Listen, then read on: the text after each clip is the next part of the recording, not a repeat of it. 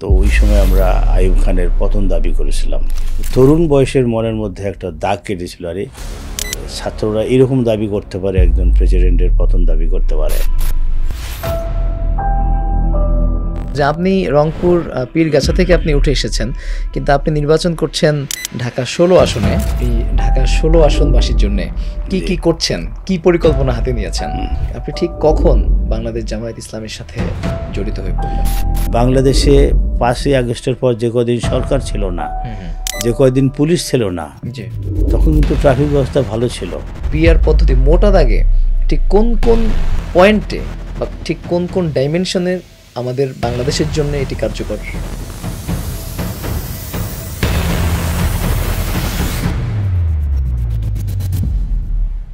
আসসালামু আলাইকুম ওয়া রাহমাতুল্লাহ। সুপ্রিয় দর্শক, আপনাদের স্বাগত জানাচ্ছি ইনোভা টক্স জনতার ইশতেহারে। আসন্ন ত্রয়োদশ জাতীয় সংসদ নির্বাচনকে উপলক্ষ করে বাংলাদেশের বিভিন্ন প্রান্তে যে সকল সংসদ সদস্য প্রার্থীগণ আমাদের জনগণকে সাথে নিয়ে আগামীর বাংলাদেশ বিনির্মাণ করতে চান, তারা জনতার জন্য কি ইশতেহার নিয়ে এসেছেন। আমরা আমাদের জনতার ইশতেহারে আপনাদেরকে সেই ইশতেহারগুলো জানাতে চাই আগামীর বাংলাদেশ বিনির্মাণে তারা কি পরিকল্পনা করেছেন, কিভাবে আগামীর বাংলাদেশকে সুখী, সমৃদ্ধ, মানবিক এবং একটি নিরাপদ বাংলাদেশে পরিণত করবেন। সুপ্রিয় দর্শক, আজ আমাদের অনুষ্ঠানে উপস্থিত হয়েছেন বাংলাদেশ জামায়াত ইসলামী মনোনীত সংসদ সদস্য পদপ্রার্থী, ঢাকা 16 আসন থেকে যিনি নির্বাচন করছেন, বাংলাদেশ সেনাবাহিনীর সাবেক অবসরপ্রাপ্ত কর্মকর্তা কর্নেল আব্দুল বাতেন। আমাদের অনুষ্ঠানের পক্ষ থেকে আব্দুল বাতেন স্যারকে স্বাগত জানাচ্ছি। স্যার, কেমন আছেন? ধন্যবাদ, আপনাদেরকেও স্বাগতম জানাচ্ছি। আমি ভালো আছি, আলহামদুলিল্লাহ। আলহামদুলিল্লাহ। আপনি অনেক বয়স হয়েছে এবং বর্ণাঢ্য কর্মজীবন ছিল আপনার। আপনি শারীরিকভাবে আলহামদুলিল্লাহ ভালো আছেন? আলহামদুলিল্লাহ, সুস্থ আছে, আল্লাহ ভালো রেখেছেন। আলহামদুলিল্লাহ। স্যার, বেসিক্যালি আমাদের অনুষ্ঠানটাতে আমরা জানবো যে আপনি ঢাকা 16 আসনবাসীর জন্য কি কি করছেন, কি পরিকল্পনা হাতে নিয়েছেন এবং কি ইশতেহার রয়েছে, কিভাবে সেটিকে একটি আধুনিক, একটি সমৃদ্ধ অঞ্চল বা নগরে পরিণত করবেন। তবে তার আগে জানতে চাই আপনার বর্ণাঢ্য কর্মজীবন, আপনার লেখালেখি, আপনার শিক্ষকতা, আপনার বাংলাদেশ সেনাবাহিনীতে কর্মরত ছিলেন, সেই গল্পগুলো আমরা জানার চেষ্টা করব। প্রথমেই আমি জানতে চাই আপনার জন্ম কোথায় হলো? আমার জন্ম রংপুর জেলার পীরগাছা থানায়, আচ্ছা, একটা প্রত্যন্ত গ্রামে যার নাম নটাবাড়ি। আচ্ছা, এটা এত রিমোট এরিয়া ছিল যে আমরা ছোটবেলায় যখন স্কুলে যেতাম, বিশেষ করে বর্ষাকালে, জেলা বোর্ডের রাস্তায় ওঠার জন্য নৌকা অথবা কলার ভেলার সহায়তা নিতে হতো। আচ্ছা আচ্ছা, পায়ে হাঁটার রাস্তা ছিল, ওগুলো পানির নিচে ডুবে থাকতো একটু বর্ষা হলেই। আচ্ছা আচ্ছা, এটা কত সালের দিকের? আমার জন্ম হচ্ছে 1953 সালে। আচ্ছা, 53 সালে? জি। আচ্ছা, অনেক আগের। জি, অনেক আগের। এবং বাংলাদেশের সাথে সংশ্লিষ্ট যতগুলো পিরিয়ড আমরা দেখি, আপনি সম্ভবত ম্যাক্সিমাম পিরিয়ডগুলো দেখেছেন। জি জি। আচ্ছা, আপনি ছোটোবেলার পড়াশোনা কি রংপুরেই করেছেন? ছোটোবেলার আমার পড়াশোনা শুরু হয় আমার গ্রামের, আমার বাড়ির নিকটবর্তী একটা মাদ্রাসা থেকে। আমার বড় ভাই মাদ্রাসা পড়তেন। আচ্ছা আচ্ছা, তার সঙ্গে প্রথমে মাদ্রাসায় আমি 2 বছর পড়াশোনা করি। তারপরে আমি স্কুলে ভর্তি হই। মাদ্রাসায় কি মানে ইবতেদায়ী সেকশনের 1-2 যেটা হয় আর কি। আচ্ছা, তারপরে আমি স্কুলে ভর্তি হই প্রাইমারি, আমার গ্রামের পার্শ্ববর্তী প্রতিষ্ঠান থেকে। হাই স্কুল হলো আমাদের থানা হাই স্কুল, ভালো হাই স্কুল ছিল। আচ্ছা, বাড়ি থেকে একটু দূর হতো, বাট তারপর সেখানে পড়াশোনা করি। সেখান থেকে উচ্চ মাধ্যমিক পড়াশোনা করি আমি উত্তরবঙ্গের খুবই একটি ঐতিহ্যবাহী শিক্ষা প্রতিষ্ঠান রংপুর কারমাইকেল কলেজে। আচ্ছা আচ্ছা, খুবই বিখ্যাত কলেজ। প্রফেসর গোলাম আজম যে কলেজটাতে শিক্ষকতা করতেন উনি। হ্যাঁ, আপনার কি? আমি অবশ্য পাইনি ওনাকে, আমাদের আগে উনি ছিলেন। আচ্ছা আচ্ছা, আমি 1968 সালে এসএসসি পাস করি। ওকে, 68 সালে পাস করে কলেজে ভর্তি হই। ওখান থেকে 1970 সালে আমি এইচএসসি পরীক্ষা দেই। আচ্ছা, তারপরে রাজশাহী বিশ্ববিদ্যালয় থেকে বাংলা বিভাগ থেকে আমি স্নাতক এবং স্নাতকোত্তর করি। আচ্ছা, আমার এইচএসসি পরীক্ষার ফলাফল ভালো ছিল। ইচ্ছা করলে আমি অন্য কোনো সাবজেক্টও পড়তে পারতাম, কিন্তু লেখালেখির প্রতি একটু আগ্রহ থাকার কারণে ছোটোবেলায় মাঝে মধ্যে কবিতা লিখতাম। আচ্ছা আচ্ছা, তো তখন মনে হয়েছিল যে বাংলায় লেখাপড়া করলে মনে হয়, সাহিত্য পড়লে মনে হয় লেখালেখিতে ভালো করা যাবে। আচ্ছা, এই ধারণা থেকেই এই বাংলা নিয়ে পড়াশোনা করি। আচ্ছা আচ্ছা, আপনার সর্বপ্রথম কবিতা কোথায় ছাপা হয়েছে মনে আছে? ওইভাবে প্রতিষ্ঠানের ম্যাগাজিনে ছাড়া পরবর্তীকালে। প্রকৃতপক্ষে কর্মজীবনে এসে, সামরিক জীবনে এসে আসলে লেখালেখিটা ওইভাবে চর্চা হয় নাই। যদিও আমি লেখালেখি করেছি, আমার কিছু পাবলিকেশন আছে, সেটা অনুবাদ কর্ম আছে আর কি। এরপরে আপনার পড়াশোনা শেষ হলো কবে? আমার পড়াশোনা, আমাদের তো সেশন হিসাবে 1974 সালে শেষ হওয়ার কথা ছিল, কিন্তু সেশন জটের কারণে 1976 সালে শেষ হয়েছে। আচ্ছা আচ্ছা, 77 সালেই আমি বাংলাদেশ সেনাবাহিনীতে যোগদান করি। আচ্ছা, তখন কোন প্রক্রিয়ায় যোগদান করলেন? বাংলাদেশ সেনাবাহিনীতে যোগদানের যে সাধারণ প্রক্রিয়া, আমি সেনা শিক্ষা কোরের অফিসার, আর্মি এডুকেশন কোরের। আচ্ছা আচ্ছা, বিজ্ঞাপন হলো, পরীক্ষা দিলাম, তারপরে আইসিএসবি হয়, জানেন মনে হয় আর কি। আচ্ছা, মেডিকেল হয়, সব কিছুই করে তারপরে যোগদান করলাম। তবে আমাদের প্রশিক্ষণটা ছিল একটু সংক্ষিপ্ত প্রশিক্ষণ। ওই সময় লং কোর্স শুরু হয়েছে সবে মাত্র আর কি। আচ্ছা, তো প্রশিক্ষণ শেষে প্রথম কর্মস্থল ছিল বাংলাদেশ মিলিটারি একাডেমি, চট্টগ্রাম ভাটিয়ারিতে অবস্থিত। আপনি সেনাবাহিনীতে যাওয়ার আগে ছাত্র জীবনে রাজশাহী বিশ্ববিদ্যালয়ে যখন ছিলেন, কোন হলে ছিলেন?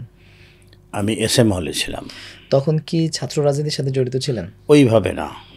স্যার, এরপরে আপনি কর্মজীবনে বাংলাদেশ সেনাবাহিনীতে জয়েন করেছেন এবং কর্নেল হিসেবে আপনি বাংলাদেশ সেনাবাহিনী থেকে অবসরে গিয়েছেন। এবং এর মধ্য দিয়ে আপনি যেহেতু শিক্ষা করেছিলেন, আপনি বেশ কয়েকটি স্বনামধন্য কলেজের দায়িত্ব পালন করেছেন। আপনি রংপুর ক্যান্টনমেন্ট কলেজের দায়িত্বে ছিলেন, প্রিন্সিপাল ছিলেন, এবং আপনি একই সাথে চট্টগ্রাম ক্যান্টনমেন্ট কলেজের প্রিন্সিপাল ছিলেন, এবং সর্বশেষ শহীদ বীরুত্তম লেফটেন্যান্ট আনোয়ার গার্লস কলেজের আপনি প্রিন্সিপাল ছিলেন। এই দীর্ঘ কর্মজীবনে আপনার বিশেষ কোনো স্মৃতি কি মনে পড়ে যেটি আজকে আমাদের দর্শকদের উদ্দেশ্যে বলতে চান? না, এই দীর্ঘ কর্মজীবনে অবশ্যই অনেক স্মৃতি আছে। 3টি কলেজে আমি শিক্ষকতা করেছি। শিক্ষকতা বলতে অধ্যক্ষ হিসেবে দায়িত্ব পালন করেছি। আমার প্রথম যখন পোস্টিং হলো চট্টগ্রাম পাবলিক স্কুল অ্যান্ড, তখন ছিল Chittagong public school and college. পরবর্তীতে এটাকে অনার্স খুলতে যেয়ে নাম পরিবর্তন করে স্কুল শব্দটাকে বাদ দিতে হয়েছে। আচ্ছা, চট্টগ্রাম বিশ্ববিদ্যালয়ের শর্তের কারণে। তো আমার তো স্কুল কলেজের শিক্ষকতার অভিজ্ঞতা ছিল না। আমার যেটা ছিল বাংলাদেশ মিলিটারি একাডেমি বা আমাদের যে বিভিন্ন প্রশিক্ষণ প্রতিষ্ঠান আছে সেখানে কাজ করার অভিজ্ঞতা ছিল। আচ্ছা, তো এটা আমার জন্য খুব চ্যালেঞ্জিং কাজ ছিল বটে। আচ্ছা, এবং ওই সময়ে প্রতিষ্ঠানটা একজন অধ্যক্ষ দীর্ঘদিন ছিলেন, প্রায় 25 বছর। 25 বছর থাকার কারণে শেষের দিকে উনি অসুস্থও ছিলেন। প্রথম দিকে উনি প্রতিষ্ঠানটাকে দাঁড় করিয়েছিলেন, কিন্তু শেষের দিকে আর উনি ওইভাবে এফোর্ট দিতে পারেন নাই, সময় দিতে পারেন নাই অসুস্থতার কারণে। একটু খুবই অগোছালো হয়ে পড়েছিল। আচ্ছা, তো এই প্রতিষ্ঠানটা 1 বছরের মধ্যে আমি অনেক পরিশ্রম করেছি। এবং ওই সময়ে প্রথমত যেহেতু আমার অভিজ্ঞতা ছিল না এই জাতীয় প্রতিষ্ঠান পরিচালনার, আমি সকালে অফিসে যেতাম, রাত্রে ফিরতাম, দুপুরে ওখানেই খেতাম। আচ্ছা আচ্ছা, উদ্দেশ্য হলো যে এটার ওই ফাইল ঘেটে ঘেটে দেখতাম, পিএকে সাথে নিয়ে ফাইল ঘেটে ঘেটে সমস্ত পুরনো ফাইল, বিগত 5-10 বছরের ফাইল ঘেটে ঘেটে ধারাবাহিকভাবে আমি দেখে দেখে দেখে যে কী জাতীয় কাজ হয় রাউন্ড দ্য ইয়ার, কী জাতীয় করেসপন্ডেন্স হয়, সব কিছু পরীক্ষা সংক্রান্ত থেকে শুরু করে সব কিছু। শিক্ষা বোর্ডের সঙ্গে কিছু সমস্যা ছিল, সেগুলো কীভাবে সেটেল করা যায় এগুলো নিয়ে চিন্তাভাবনা করে 1 বছরের পরিশ্রমের ফলে এবং শিক্ষক যারা ছিল সহকর্মীগণ তারাও খুবই সহায়তা করেছেন। প্রথম দিকে তাদের ধারণা ছিল যে সেনাবাহিনী থেকে আসছে, না জানি কীরকম আচরণ করে, তো হয়তো বা খুব রূঢ় আচরণ করবে, আমাদেরকে সহায়তা করবে কিনা বা আমাদেরকে কথায় কথায় শাস্তি দেবে কিনা। অনেকে পরবর্তীকালে যখন খোলামেলা কথাবার্তা হতো, অনেকে এই ধরনের কথা আমাকে জানিয়েছিলেন, স্যার আমরা প্রথম দিকে তো খুবই একটু আশঙ্কার মধ্যে ছিলাম। তো আমি তাদেরকে আস্থায় নিতে পেরেছিলাম। আমার কাজ দিয়ে, আমার আচরণ দিয়ে, কথাবার্তা দিয়ে আমি আস্থায় নিতে পেরেছিলাম। এবং অফিস আওয়ারের পরে যে আমি কাজ করতাম, অনেক শিক্ষক বিকালবেলা আসতেন যে কোনো সহায়তা লাগবে কিনা, ইভেন ম্যাডামরাও আসতেন যারা থাকতেন ক্যাম্পাসে। না স্যার, এই যে তারা যে ভয়টা করতেন আসলে এটা কিন্তু কিছুটা যৌক্তিকতা আছে, আমি জানি না আসলে ঠিক। অনেকে ভয় পায় যে সেনা সদস্যরা অনেক বেশি রুডো, অনেক বেশি কঠিন।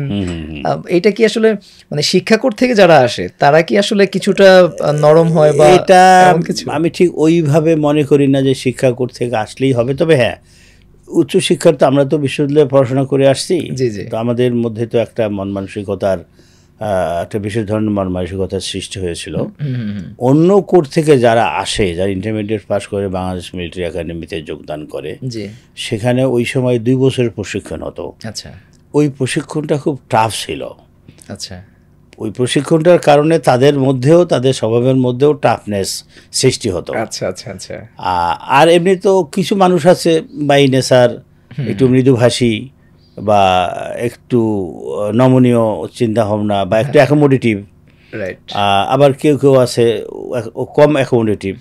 তো আমি হয়তো অনেকে বলে যে আমি অ্যাকোমোডেটিভ, আমি সকলকে সাথে নিয়ে কাজ করার চেষ্টা করি। এবং আমি মনে করি এই চট্টগ্রাম পাবলিক স্কুল অ্যান্ড কলেজের প্রথম বছর, 1 বছর শেষে যে আমরা একটা সাফল্য পেয়েছিলাম, সেটা হলো এটা তখন দেশ সেরা প্রতিষ্ঠানের স্বীকৃতি পেয়েছিল এবং একটা পুরস্কারও পেয়েছিলাম। তখনকার কত সালের দিকে? এটা হবে 2000 সালে। আচ্ছা, 2000 সালটা ছিল আমার প্রথম বছর। আমি 1999 সালের 31শে ডিসেম্বর ওই প্রতিষ্ঠানে যোগদান করি। মানে প্রথম বছরেই আপনার প্রতিষ্ঠান দেশ সেরা রেজাল্ট করল। হ্যাঁ, ওই প্রথম বছরের ফলাফলের ভিত্তিতেই দেশ সেরা হলো। যে পুরস্কার বা স্বীকৃতিটা পেয়েছি আমরা পরের বছরের কোন এক সময় আর কি, শুরুর দিকে কোন এক সময়। আচ্ছা আচ্ছা। ওই রেজাল্টটা কি এসএসসি না এইচএসসি রেজাল্ট ছিল? না, এটা শুধু রেজাল্ট না। আচ্ছা, এই দেশ সেরা প্রতিষ্ঠানের যে বিবেচনা করা হয় সেটা সামগ্রিক। আচ্ছা আচ্ছা।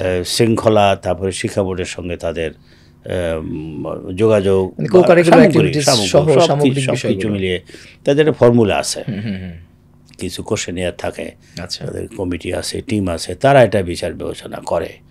তো সেটা, এবং ওই পুরস্কারটা যখন আমি গ্রহণ করি তৎকালীন শিক্ষা প্রতিমন্ত্রীর নিকট থেকে ঢাকায় এসেছিলাম। আচ্ছা আচ্ছা, আমার টিম নিয়ে। তো সে নিঃসন্দেহে একটি স্মরণীয় ঘটনা।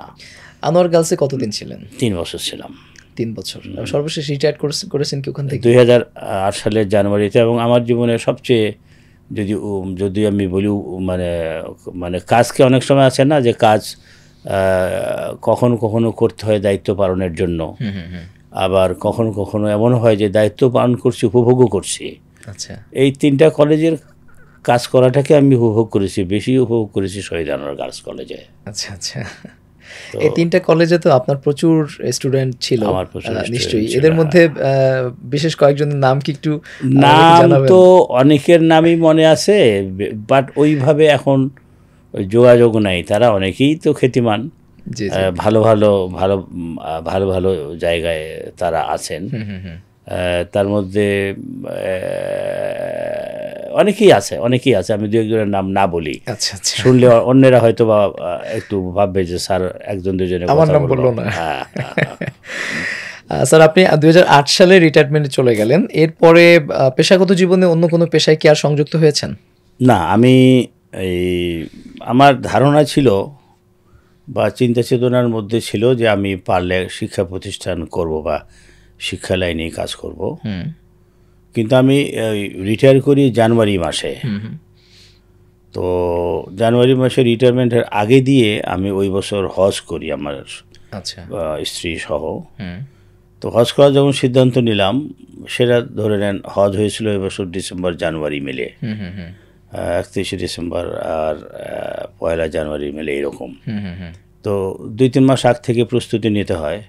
তো আমি রিটায়ারমেন্টের পর যদি শিক্ষা প্রতিষ্ঠান করি তাহলে আগেই প্রস্তুতি নিতে হতো। প্রস্তুতি নিতে না পারার কারণে আমি হজে গেলাম। হজ থেকে ফিরে এসে বাই দ্যাট টাইম আমি সরকার থেকে একটা প্লট পেয়েছিলাম। ভাবলাম যে বাড়ির কাজ করি, নিজে বাড়ি করা শুরু করি। বাড়ি করা শুরু করতে বীরপুটিয়ে এসেছে।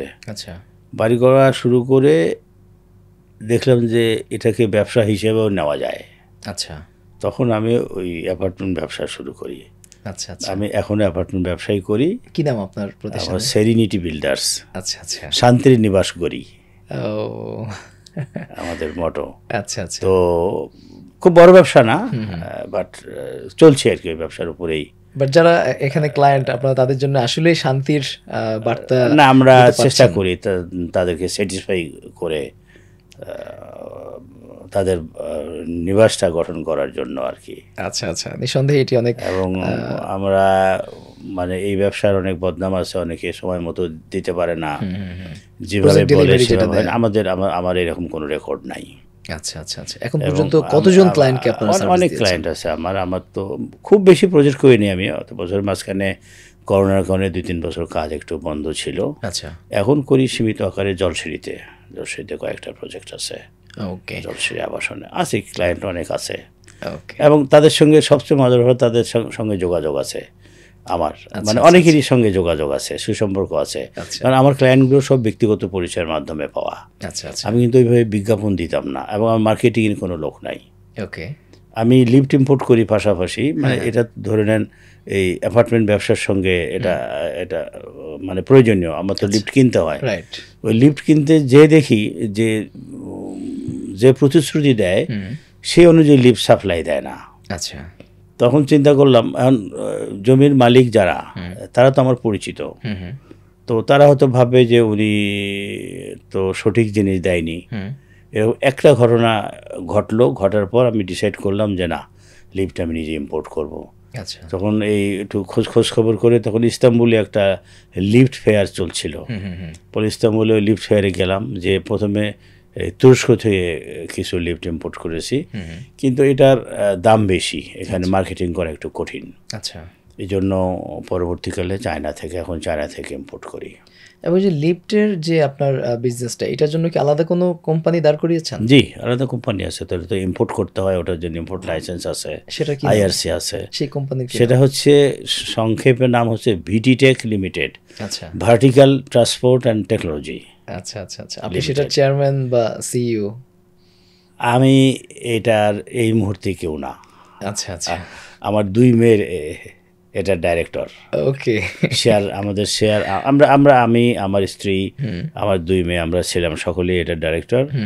আমার এবং আমার স্ত্রীর শেয়ার আমরা 2 মেয়ের নামে ট্রান্সফার করে দিয়েছি। ব্যক্তি জীবনে আপনার কোনো ছেলে সন্তান? না, ছেলে সন্তান নাই, বাট আমার ছেলে আছে। আচ্ছা, আমার 2 মেয়ের বিনিময়ে আমি 2 ছেলে পেয়েছি। ও গ্রেট। স্যার, আপনি লেখালেখির কথা বলছিলেন যে আপনি লেখালেখির জন্যই মূলত বাংলা সাহিত্য নিয়ে পড়াশোনা করেছেন। পরবর্তী জীবনে আপনি কিছু অনুবাদও করেছেন।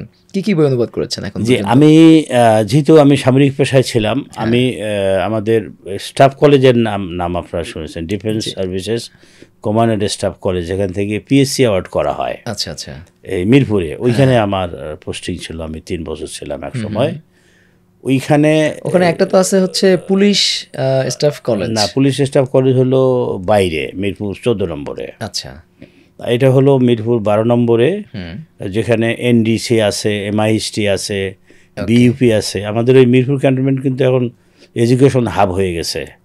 সেনাবাহিনীর অনেকগুলো শিক্ষা প্রতিষ্ঠান এখানে, এবং এগুলো সবগুলো ভালো। স্টাফ কলেজ তো ডেফিনেটলি বাইরের দেশ থেকেও করতে আসে, অনেক দেশ থেকে আসে, প্রায় 30-40 জন করে বাইরের স্টুডেন্ট প্রতি বছর আছে। এনডিসি আছে, আর এমআইএসটি যেটা military institute of science and technology, এটা কিন্তু আমাদের সুনামের দিক থেকে বুয়েটের সঙ্গে কম্পিট করে। অনেক অভিভাবক তাদের সন্তানদেরকে বুয়েটের চেয়ে এখানে পড়াতে স্বাচ্ছন্দ্য বোধ করে। কি কারণে? কারণ পড়াশোনাও ভালো এবং এখানে ডিসিপ্লিন আছে। এখানে সময় মতো, মানে নির্ধারিত সময়ে পরীক্ষা হয়, নির্ধারিত সময় তারা বের হয়ে যায়। এবং বাইরের জব মার্কেটও এটার চাহিদা আছে। পাশাপাশি একটা আমাদের ইউনিভার্সিটি আছে, BUP, Bangladesh university of professionals. আমাদের অনেকগুলো প্রতিষ্ঠান আছে। এই যে বিইউপির কথা বললেন, এটা নিয়ে কিন্তু সাধারণ শিক্ষার্থীদের মনে একটা কনফিউশন আছে যে এটা কি পাবলিক ইউনিভার্সিটি নাকি প্রাইভেট ইউনিভার্সিটি? এটা সংস্থা পরিচালিত, বাংলাদেশ আর্মি পরিচালনা করে। আচ্ছা আচ্ছা, সংস্থা, যেমন আমাদের ক্যান্টনমেন্ট পাবলিক স্কুল অ্যান্ড কলেজগুলো, এগুলো তো সংস্থা পরিচালিত, এটার বিশেষ কমিটি আছে। আচ্ছা আচ্ছা, তো ওইটা অটোনমাস প্রতিষ্ঠান। ওরা ওদের অধীনে আমাদের যেমন একাডেমি আছে 3টা, Bangladesh military academy, Bangladesh Naval academy, Bangladesh air force academy. আচ্ছা, এই একাডেমিগুলো এদের অ্যাফিলিয়েটেড প্রতিষ্ঠান, ওই একাডেমিগুলো থেকে গ্রাজুয়েশন দেওয়া হয়। আগে এই গ্রাজুয়েশনগুলো দেওয়া হতো চট্টগ্রাম বিশ্ববিদ্যালয় থেকে। আচ্ছা, কোনো এক সময় জাতীয় বিশ্ববিদ্যালয় থেকেও দেওয়ার আলাপ আলোচনা ছিল, আমি ঠিক শিওর না, বাস্তবায়ন হয়নি মনে হয় সেটা। পরে চট্টগ্রাম বিশ্ববিদ্যালয় থেকে এই গ্রাজুয়েশনগুলো দেওয়া হতো। আচ্ছা আচ্ছা, এখন আমাদের বিএপি থেকে এই গ্রাজুয়েশনগুলো দেওয়া হয়। ওকে। সো আপনার লেখালেখি যেটা বলছিলেন যে অনুবাদ সাহিত্য, লেখালেখি বলতে আমি ওই স্টাফ কলেজে কাজ করার সময় ওখানে মিলিটারি হিস্ট্রির একটা বিখ্যাত বই আছে, দি সোর্ড অফ আল্লাহ, অনেকের নাম শুনেছেন বাজারে। এটা আরও দু একজনের অনুবাদ করার চেষ্টা করেছিলেন, কমপ্লিট অনুবাদ আমি দেখি নেই, থাকতেও পারে। তো বইটা পড়ার পর আমার মনে হলো যে বাংলা ভাষাভাষী পাঠকদের জন্য এই বইটা অনুবাদ করা যায়। আচ্ছা, এটা 1996 সালের কথা। আমি তখন বইটা অনুবাদ শুরু করি করা 1996 সালে। আচ্ছা, 2.5-3 বছর সময় লাগে অনুবাদ করতে। ওকে। তখন তো এই কম্পিউটার ফ্যাসিলিটি এরকম ছিল না, হাতে লিখতাম, আর একজনের সহায়তায় ওই ইয়া মেশিন দিয়ে টাইপরাইটারে টাইপ করে দিত। ভুলভ্রান্তি হতো, আবার সেগুলো সংশোধন করতে হতো। পরবর্তীকালে এটা বাংলাদেশ ইসলামিক ফাউন্ডেশনে জমা দেই ছাপানোর জন্য। ওরা বেশ কিছুদিন সময় নিয়ে এক সময় ছাপে, এবং ওরা অনেকগুলো সংস্করণ বের করে। আচ্ছা, বের করে এবং এটা বিক্রিও হয়ে যায়। বিক্রি হলেই তো সংস্করণ বের হয়। পরবর্তীকালে 2008 সালের পরে থেকে আর ওরা অনেক দিন বই বাজারে পাওয়া যায় না। ওদের কিছু কর্মচারী ওই খিলক্ষেত থেকে ফটোকপি করে কাস্টমারের কাছে বিক্রি করে, যারা খোঁজ করতে আসে। নীলক্ষেত থেকে? হ্যাঁ, খিলক্ষেত না, নীলক্ষেত থেকে, যাই হোক। তো পরে যোগাযোগ করলাম আমি, এক ভদ্রলোক সুপরামর্শ দিলেন যে ভাই, বর্তমান সময়ে এই জাতীয় বই, এই সোর্ড লেখা আছে, সোর্ড টোট নাম, এইসব বই এখান থেকে নাও হতে পারে ছাপানো, তো আপনি নিজের উদ্যোগে ছাপেন। তো আমি নিজের উদ্যোগে বাইরে অন্য পাবলিশারকে দিয়ে ছাপিয়েছি, সেখানেও একাধিকবার ছাপা হয়েছে। মানে সোর্ড শব্দটি উল্লেখ থাকার কারণে এই বই এটা ওটা ওই ব্যক্তির মতামত ছিল আর কি, যেখানে এটা বিবেচনায় আসবে বলে উনি মনে করেন নাই আর কি। অনুবাদ বিভাগেরই উনি ছিলেন।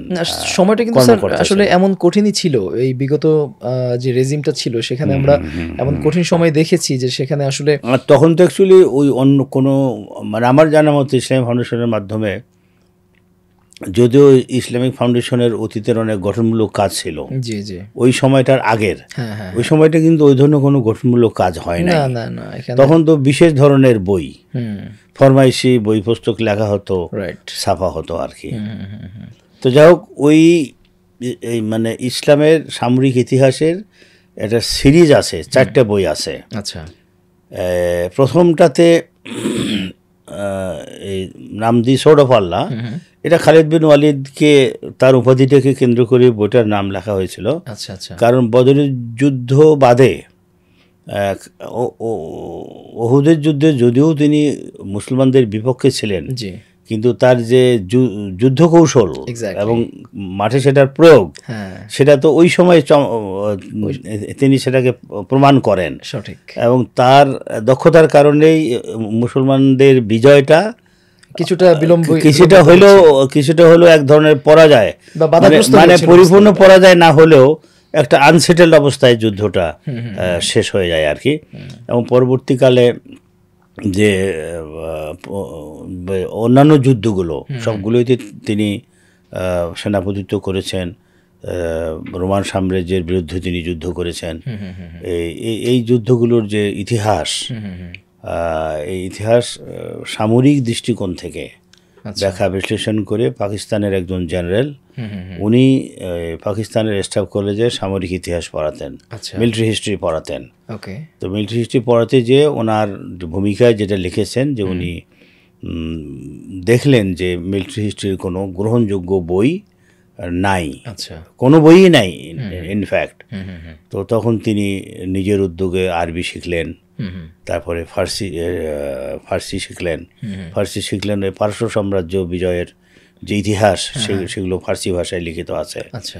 এবং উনি যেহেতু পাকিস্তান স্টাফ কলেজে চাকরি করতেন, মধ্যপ্রাচ্যের প্রায় সবগুলো দেশ থেকে স্টাফ কলেজ করতে ছাত্ররা আসতো। আচ্ছা আচ্ছা। তো ওনার ছাত্ররা কেউ সেনাবাহিনী প্রধান ছিলেন বা কেউ ভালো পজিশনে ছিলেন, তাদের সহায়তা নিয়ে তিনি বইপত্র জোগাড় করেন, সেই সব দেশ সফর করেন, যুদ্ধক্ষেত্রগুলো সফর করেন, করে তিনি একটা বিশ্বাসযোগ্য যুদ্ধক্ষেত্রের বর্ণনা দাঁড় করাতে সক্ষম হন।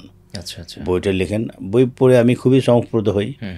তারপর উনি এই প্রথম খণ্ডটা হচ্ছে এই সিরিজের দ্য সোর্ড অফ আল্লাহ, তারপরে ওনার দ্বিতীয় খণ্ড হচ্ছে পারস্য বিজয়, তারপরে তৃতীয় খণ্ড হচ্ছে আফ্রিকা বিজয়, এবং চতুর্থ খণ্ড হচ্ছে স্পেন বিজয়। তো আমি 3টা করেছি এই 4টে বইয়ের মধ্যে। এই 4টে বইয়ের মধ্যে আমি 3টা করেছি, আর একটা চিন্তাভাবনা আছে, ব্যস্ততার কারণে এখনও করে উঠতে পারিনি আর কি। স্যার, আপনার এই যে বইটার কথা বললেন, দ্য সোর্ড অফ আল্লাহ, এই বইটা কি বাংলাদেশ মিলিটারি একাডেমিতে পাঠ্য ছিল বা এটিকে পাঠ্য করা যায়?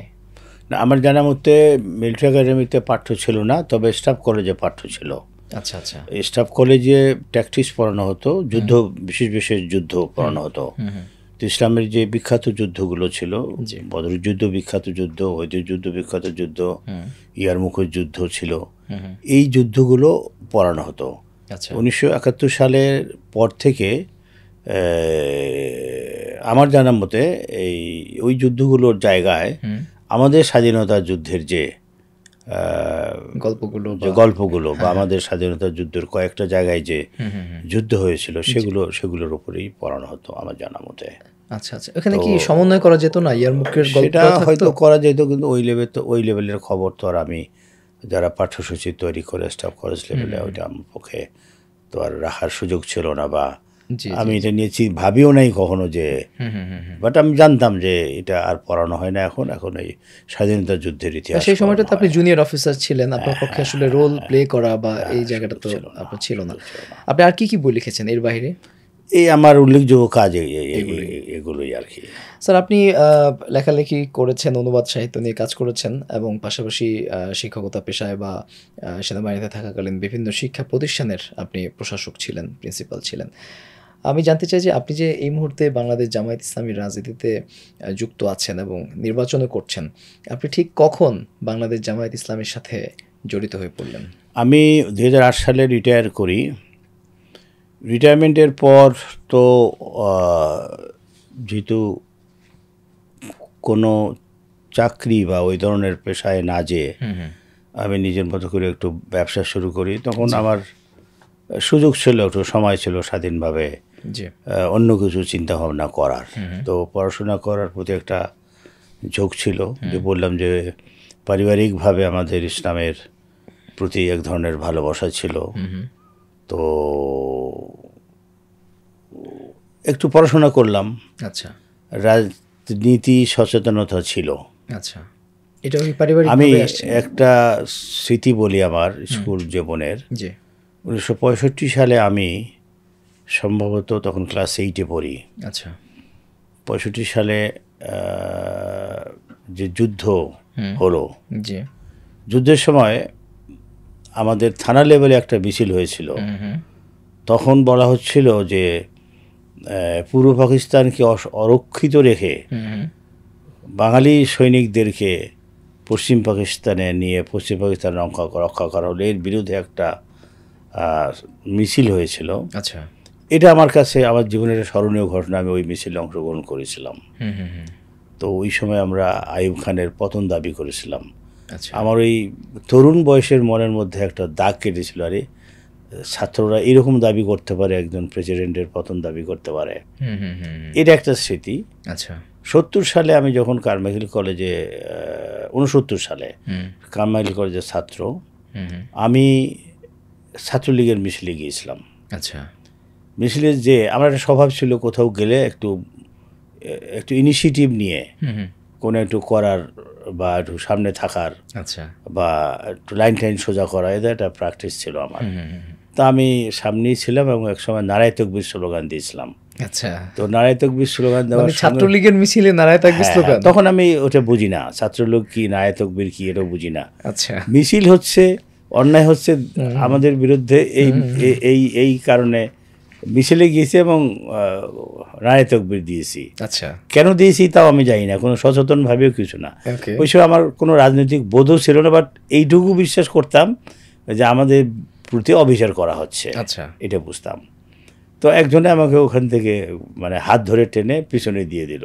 ওকে। তারপরে আমি বিকালবেলা মিছিল শেষে বিকেলবেলা আমাদের এলাকার এক বড় ভাই ছিল, উনি ছাত্রলীগ করতেন, ওনার কাছে গেলাম। রুহুল আমিন নাম তার। আচ্ছা। উনি সরকারি কলেজের ভাইস প্রিন্সিপাল হিসেবে রিটায়ার করেছেন। ওকে। তখন উনি বললেন যে দেখো, এই আওয়ামী লীগ হচ্ছে একটা ধর্মনিরপেক্ষ দল, সেকুলার দল, এখানে নায়ে তাকবীর স্লোগান দেওয়া হয় না। আচ্ছা। তো তুমি হয়তো এটা জানতা না, ওই জন্য দেয় নাই। তখন আমি ধর্মনিরপেক্ষতা বা এইসব কিছু বুঝি না। তখন তো মাত্র ইন্টারের ছাত্র না, আমি তো গ্রাম থেকে এসছি, একেবারেই গ্রাম থেকে এসছি, জি। তো এটা আবার জানার সুযোগ ছিল না। তো যাই হোক, এই অভিজ্ঞতাটা একটা আমার মনের মধ্যে ছিল। এটা পরবর্তীকালে মানে বিশ্ববিদ্যালয়ে এসে এই জিনিসগুলো কিছুটা চিন্তা ভাবনার করা বা বোঝার সুযোগ সৃষ্টি হয়েছিল। পরবর্তীকালে আমি ব্যক্তিগতভাবে যতটুকু কর্মজীবনেও পড়াশোনা করেছি, বহিঃপ্রযুক্ত পরিস্থিতি সেনাবাহিনীতে পড়াশোনার প্রচুর চর্চা আছে। ব্যক্তিগত সময় সন্ধ্যার পরে হলিডেতে পড়াশোনা করা যায়। যেটা বুঝেছিলাম যে এই মানে সেকুলারিজম আর ইসলাম একত্রে যায় না। তো মুসলিম হিসাবে আমরা যদি কোনোটাকে পছন্দ করতে হয় তাহলে ইসলামকেই পছন্দ করা উচিত। রিটায়ারমেন্টের পর এই মর্মে আরও কিছু পড়াশোনা করতে যে বলেছিলাম, আমার বাবা মাদ্রাসা শিক্ষিত লোক ছিলেন। আচ্ছা। তো পড়াশোনা করতে যেয়ে এই জামাতের লোক তো সবখানেই কম বেশি ছিল, হয়তো এই বই পুস্তক পেলাম হাতে, পড়াশোনা করে মনে হলো যে ঠিক আছে, মুসলমান হিসেবে এটা কর্তব্য, এটা আমাদের দায়িত্ব। আচ্ছা। আল্লাহ রসুল্লাহ তো বিদায় হজের ভাষণে বলে গেছেন যে আমি কোরআন এবং হাদিস সুন্নাহ রেখে গেলাম, এবং তোমরা যারা এখানে উপস্থিত আছো, যারা নাই, তাদেরকে এটা জানিয়ে দিও। মানে জামাতের লিটারেচার পড়ে আপনি জামাতের প্রতি আকৃষ্ট হয়েছেন এবং সেটা তাদের গঠনতন্ত্র এবং অন্যান্য রাজনৈতিক দলগুলোর সঙ্গে তাদের কর্মকাণ্ডের পার্থক্য। অন্য রাজনৈতিক দলগুলো গণতন্ত্রের কথা বলে, কিন্তু তাদের ভিতরে গণতন্ত্রের কোনো চর্চা নাই। জামাতের ভিতরে গণতন্ত্রের চর্চা আছে, তারা যেটা বলে সেটা করার চেষ্টা করে। স্যার, আপনি তাহলে জামাত ইসলামের যে লিটারেচারগুলো রয়েছে সেই লিটারেচারগুলো পড়ার মধ্য দিয়ে মূলত জামাতের প্রতি আপনার আপনি আকৃষ্ট হয়েছেন এবং জামাতে যোগদান করেছেন। আলটিমেটলি ফাইনালি আপনি জামাতে কবে যোগদান করলেন বা আনুষ্ঠানিক যাত্রাটা আসলে কবে হলো, মনে আছে কি? আসলে ওইভাবে আনুষ্ঠানিকভাবে আমি কখনো যোগদান করি নাই। আচ্ছা। এখানে বিষয়টা হলো কি, ওই জামাতের লিটারেচার পড়ে মনে হলো যে সংগঠনটা ভালো। কিন্তু সমাজে তখন দেখি জামাতের লোক যাদের সঙ্গে পরিচয় হয়, কথাবার্তা বলি, লোকগুলো ভালো। আচ্ছা আচ্ছা। কিন্তু যখন জামাতের প্রসঙ্গ আসে তখন দেখি বলে যে দলটা খারাপ। এইটা নিয়ে আমার মনের মধ্যে একটা কৌতূহল সৃষ্টি হলো। মানে ইন্ডিভিজুয়ালি লোকটা ভালো, সবখানেই দেখি লোকটা ভালো, একসাথে হচ্ছে তখন তারা খারাপ। যখন দলের প্রশ্ন ওঠে না, একসাথে হওয়া মানে যখন দলের প্রশ্ন ওঠে জামাত দল হিসেবে খারাপ। আচ্ছা। তখন আরো কৌতূহল বাড়লো, তখন দলটা নিয়ে আরো একটু স্টাডি করলাম। তো করতে করতে কোনো এক সময় এক ভদ্রলোক, উনি প্রাইভেট কলেজের শিক্ষক ছিলেন, ওনার সঙ্গে উনি বেসিক্যালি আমাকে বইগুলো সরবরাহ করেছিলেন, হয়তো পারে উনি আমাকে টার্গেট করেছিলেন। আচ্ছা আচ্ছা। তো পরে মানে কিসের জন্য টার্গেট করছে, মানে হয়তো মানে আমাকে জামাতে ভিড়াবে আর কি। আচ্ছা আচ্ছা, এই টার্গেট করেছিল। ওকে। তো অনেকটা তার উদ্যোগে পরবর্তীকালে ক্রমান্বয়ে জামাতের তো তখন মনে করেন নিষিদ্ধ দল, কোনো প্রকাশ্য প্রোগ্রাম ছিল না। পরে যাই হোক, উনি হয়তো ওনার উপরের পর্যায়ের নেতা যারা, তাদেরকে কাউকে কাউকে আমার অফিসে নিয়ে আসলেন, কথাবার্তা হলো, হতে হতে এই আর কি তাদের যে সিস্টেম আস্তে আস্তে সেখানে ইনভলভ হয়ে গেলাম। তার মানে আপনি যখন এই সময়টা একেবারে রিটায়ারমেন্টের পরপরই না, এটা তো বেশ পরে। আর বেশ আমি 2008 সালে রিটায়ার করি, এটা হয়তো 10, 11, 12 সালের দিকে হবে। আমি ঠিক ওইভাবে আনুষ্ঠানিকভাবে কোনো দিন তারিখ নিয়ে যে যোগদান করেছি এরকম না। আচ্ছা আচ্ছা। তার মানে আপনি যখন বাংলাদেশ সেনাবাহিনীতে ছিলেন তখন আপনি জামাত করেন নাই? না, তখন তো সেনাবাহিনীতে থাকা অবস্থায় তো রাজনীতি কেউই কারো করা উচিত না আর কি। আচ্ছা আচ্ছা আচ্ছা। এমনিতে সেনাবাহিনীতে থাকাকালীন সময়ে যে সকল সেনা সদস্যরা রয়েছেন তারা কি রাজনীতিতে জড়িত হওয়ার কোনো সুযোগ আছে কিনা? এখন কথা হচ্ছে কি, গোপনে যদি কেউ কোনো রাজনৈতিক কর্মকাণ্ড করে, ইদানিং তো দেখছি প্রকাশ্যেও করে। আচ্ছা। তো আমাদের সময় ছিল না, আমাদের সময় তো সেনাবাহিনীতে এই সুযোগ ছিল না। প্রফেশনাল প্র্যাকটিসটা তখন তো ছিল, হয়তো কোনো রাজনৈতিক দলের প্রতি দুর্বলতা ছিল, পারিবারিক কারণে, জি জি, বা বিভিন্ন কারণে, পড়াশোনার কারণে বা ছাত্র জীবনের ব্যাকগ্রাউন্ডের কারণে থাকতেই পারে। কিন্তু সক্রিয় রাজনৈতিক কর্মকাণ্ডে অংশগ্রহণ করার সুযোগ ইউনিফর্ম পরিহিত অবস্থায় নাই। আচ্ছা, আমরা সেনাবাহিনীর ব্যাপারে একটা কথা শুনি যে আমাদের দেশের সেনাবাহিনী অনেকাংশে ইসলাম প্রেমী এবং তাদের মধ্যে একটা এন্টি ইন্ডিয়ান একটি সেন্টিমেন্ট তাদের মধ্যে রয়েছে। এটি আসলে কতটুকু সত্য? এখন সেনাবাহিনীর সদস্যদের মধ্যে নামাজ পড়া এবং তাদের পরিবারের সদস্যদের পর্দা করার প্রবণতা অনেক বেশি অতীতের যে কোনো সময়ের তুলনায়। আচ্ছা, অনেক বেশি, মানে ফ্যামিলিতে পর্দা করা কিংবা নামাজ, অ্যান্টি ইন্ডিয়ান সেন্টিমেন্ট যেটা, সেটার কথা তো মনে হয় পূর্বে আমি একটু বলেছি। এক সময় ছিল, এখনও আছে। আচ্ছা, এখনও আছে, বাট এটা তো ধরে নেন যৌক্তিক কারণে হয়তো ওইভাবে প্রকাশ করা যায় না বা হয় না। যেহেতু রাজনীতিতে পলিটিক্যাল ডিসকাশন নিষিদ্ধ। আচ্ছা, রাজনীতিতে ইউনিফর্ম পরা অবস্থায় অফিসে বা মেসে পলিটিক্যাল রাজনৈতিক আলোচনা করা নিষিদ্ধ। আচ্ছা আচ্ছা। তবে মনোভাব বোঝা যেত অনেকের, কে কোন দিকে আচ্ছা আচ্ছা চিন্তা ভাবনা করে, এটা বোঝা যেত। আপনি 2008-এর পরে জামায়াতে যোগদান করে আপনি 2025-এর নির্বাচনের জন্য জামায়াতের মনোনয়ন পেয়েছেন। এই স্বল্প সময়ে আপনি জামায়াতের মনোনয়ন পেয়ে গেলেন, এটার পেছনে আপনি যে সেনাবাহিনীর একজন অফিসার ছিলেন সেই প্রভাবটাকে কাজে লাগিয়েছেন?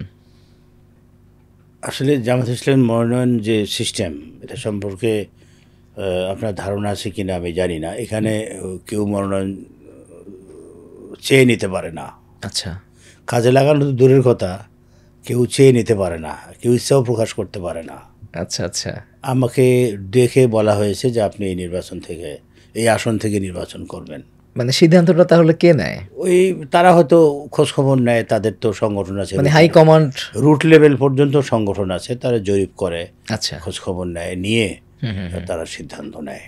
ফ্যান্টাস্টিক। মানে এখানে ব্যক্তি মানে রুট লেভেল থেকে সম্ভবত সুপারিশ গেছে। আচ্ছা আচ্ছা। মানে আমি যখন কাজ করা শুরু করি তখন তো স্থানীয়ভাবে তো কিছু লোকের সঙ্গে, স্থানীয় তাদের যে ইউনিট সেগুলোর সঙ্গে তো আমার যোগাযোগ ছিল। আচ্ছা, মিড লেভেলের কিছু নেতা বা সিনিয়রও কারোর সঙ্গে কোনো প্রোগ্রামে, আমি ওই ধরনের প্রকাশ্য রাজনৈতিক যে কর্মসূচি সেগুলোতে যাওয়ার সুযোগ হতো না, বয়সের কারণে হোক বা আমার ব্যাকগ্রাউন্ডের কারণে হোক। আচ্ছা, আমি যাইনি বা যাওয়ার সুযোগ হয়নি, কিন্তু ব্যক্তিগত ঘরোয়া মিটিং বা তাদের বিভিন্ন ট্রেনিং সেশন সেগুলোতে তো আমি অ্যাটেন্ড করেছি। কিন্তু আপনি সেই পরিচয় সূত্র থেকে তারা হয়তো বা সিদ্ধান্ত নিয়েছে যে ওনাকে নমিনেশন দেওয়া যায়। বাট আমি এখানে এটা শোনার আগ পর্যন্ত আমি এই আসনের কথা কখনো ভাবি নাই। আচ্ছা আচ্ছা। আমার মনের মধ্যে একটা ধারণা ছিল যে যদি এই ধরনের সুযোগ হয়, হলো তো আমার এলাকা ভিত্তিক হবে। আচ্ছা আচ্ছা। এটা আমারও প্রশ্ন যে আপনি রংপুর পীরগাছা থেকে আপনি উঠে এসেছেন, কিন্তু আপনি নির্বাচন করছেন ঢাকা 16 আসনে। ঢাকা 16 আসনে বসবাস করি অনেক বছর ধরে। আচ্ছা, আমি 90 সাল থেকে মিরপুর কেন্দ্রিক আচ্ছা, স্থায়ীভাবে বসবাস করি 12 সাল থেকে। রিটায়ারমেন্টের পরে বা সরকারি যে প্লট পেয়েছিলাম মিরপুর ডিওসিসে, জি, সেখানে বাড়ি করে 11 সালের শেষের দিক থেকে স্থায়ীভাবে বসবাস করি। আচ্ছা, সেই অর্থে আমি এখানেও স্থায়ী, এবং আমার অনেক লোকের সঙ্গে আমার ব্যবসা প্রতিষ্ঠানে এখানে, আচ্ছা, অনেক স্থানীয় অনেক লোকের সঙ্গে আমার জানাশোনা আছে। ওকে। নিশ্চয়ই কোনো একটা জরিপ হয়েছে যে আমি এখানে যদি আমাকে নমিনেশন দেয় আমি কাজ করতে পারবো কিনা, পজিটিভ রেজাল্ট আনা যাবে কিনা, নিশ্চয়ই তো জরিপ আছে। না, এই যে জরিপের কথা বলছেন, সেখানে নিশ্চয়ই সাধারণ ভোটার বলি বা জামায়াত ইসলামের সাধারণ যে সকল সদস্যরা বা যারা এই কর্মী যারা রয়েছে, তারা নিশ্চয়ই আপনার উন্নয়নমূলক কোনো কর্মকাণ্ড দেখেই হয়তো বা আপনাকে তারা সমর্থন করেছে। আমি একটু জানতে চাই, আপনি ঢাকা 16 আসনের জন্যে উন্নয়নমূলক কী কী কর্মকাণ্ড ইতোমধ্যে সম্পন্ন করেছেন? না, আমার তো আমি বলি আপনাকে, আমি যেহেতু সেনা শিক্ষা করের কর্মকর্তা হিসাবে শিক্ষা প্রতিষ্ঠানগুলোতে কাজ করার সুযোগ হয়েছিল।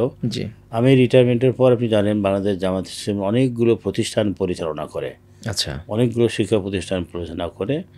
এর মধ্যে উল্লেখযোগ্য হচ্ছে বাদশা ফয়সাল ট্রাস্ট আছে একটা, মোহাম্মদপুরে, সেখানে ট্রাস্ট পরিচালিত কলেজ আছে, মাদ্রাসা আছে, হিফজখানা আছে, একটা স্কুল অ্যান্ড কলেজ, এটার বালক শাখা বালিকা শাখা। এই ট্রাস্টের আমি জয়েন্ট সেক্রেটারি এবং একাডেমিক কমিটির সভাপতি হিসাবে একাডেমিক কর্মকাণ্ডটা পুরোটাই আমি দেখি। তারপরে উত্তরায় ইসলামিক এডুকেশন সোসাইটি আছে, এটাও বাংলাদেশ জামাত ইসলামের একটা প্রতিষ্ঠান। এটার কাজ হচ্ছে ইন্টিগ্রেটেড এডুকেশন নিয়ে কাজ করা। মানে যদি বাংলাদেশে ইসলামী শিক্ষা ব্যবস্থা প্রচলের সুযোগ হয়, জেনারেল শিক্ষা ব্যবস্থার সঙ্গে যদি ইসলামকে মার্জ করার সুযোগ হয়, যেমন আপনি মার্কেটিং একটা সাবজেক্ট পড়াবেন, সেখানে ইসলামের দৃষ্টিতে মার্কেটিংটা কিভাবে করবেন এর মতো বই পুস্তক লিখতে হবে। এই জাতীয় কাজগুলো করার জন্য বাংলাদেশ জামাত ইসলামের একাধিক প্রতিষ্ঠান আছে। এই প্রতিষ্ঠানও আমি সদস্য। ওদের একটা মডেল প্রতিষ্ঠান আছে, এটাও কলেজ, প্লে গ্রুপ থেকে কলেজ পর্যন্ত, সেখানেও আমি গভর্নিং বডির সদস্য। তারপরে বিআইআইটি একটা প্রতিষ্ঠান আছে যারা বিশ্ববিদ্যালয় লেভেলের টেক্সট বই লেখা, এবং অনেকগুলো টেক্সট বই লেখা হয়েছে। এবং তাদের রচিত কিছু টেক্সট বই আমাদের আইআইইউটি আছে না, আমাদের যে গাজীপুরে যে সেখানে পড়ানো হয়। তো এই প্রতিষ্ঠানগুলোর সঙ্গে জড়িত থাকার কারণে আমি হয়তো রাজনৈতিক কর্মকাণ্ডে ওইভাবে জড়িত না থাকলেও আমার মোটামুটি একটা জামাতের বিভিন্ন পর্যায়ে পরিচিতি ছিল বা আছে। হয়তো র্যাঙ্কটার কারণেও একটা ফেভার হয়েছে, মানে পরিচয় হতে যে এই লেভেলের একজন লোক কাজ করছে, আমাদেরকে সময় দিচ্ছে। যেহেতু আমি ব্যবসা করতাম, ব্যবসা করার কারণে আমার সময় দেওয়ার সুযোগ ছিল, আমার স্বাধীনতা ছিল।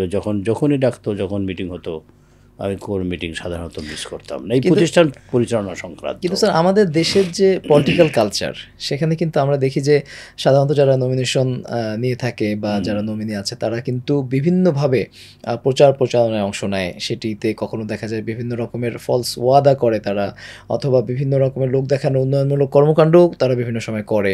ইনফ্যাক্ট এ ধরনের কৌতুকও শোনা যায় যে আমি নির্বাচিত হলে ব্রিজ করে দিব, তখন মানুষ হয়তো বলে যে আপনি কীভাবে ব্রিজ করবেন, এখানে তো নদী নাই, তখন সে বলে যে আমি খাল কেটে ব্রিজ করব। কিন্তু এই যে এই ধরনের একটি কালচার আমাদের দেশে প্রচলিত, আপনাকে একটু ব্যতিক্রমী মনে হচ্ছে। আমি যতটুকু আপনার সম্পর্কে জেনেছি যে আপনি একটু ডোর টু ডোর যাওয়ার চেষ্টা করছেন, একটু মানুষের সাথে মেশার চেষ্টা করছেন এই নির্বাচনকে উপলক্ষ করে। এটার মাঝে একটু বলবেন যে আসলে আপনি কোনো লোক দেখানো উন্নয়নমূলক কর্মকাণ্ড না করে একেবারে মানুষের দোরগোড়ায় পৌঁছার যে একটি কর্মসূচি হাতে নিয়েছেন, কেন? জি, আপনি হয়তো আমার প্রচারণার আমার একটা পেজ আছে, সেটা ফলো করেছেন মনে হয়। আমি দেখেছেন, সেটাতে আপনি দেখেছেন যে আমার প্রচারণার ধরনটা আসলে মানুষের কাছে না গেলে আপনি তাদের সমস্যাটা বুঝবেন কিভাবে। এমনি মানে গাল ভরার প্রতিশ্রুতি তো দেওয়া যায়, আমি এই করবো সেই করবো, তো বলাই যায়। তো আসন ভিত্তিক প্রত্যেকটা আসনের যে সমস্যা আলাদা আলাদা। উন্নয়ন হয়তো সবগুলোই উন্নয়ন, কিন্তু যেমন মিরপুরের ব্যাপারে আমি মনে করি যে মিরপুরের নিজস্ব কিছু সমস্যা আছে, প্রত্যেক এলাকার এরকম আছে, সেগুলো বোঝার জন্য তো মানুষের কাছে যেতে হবে।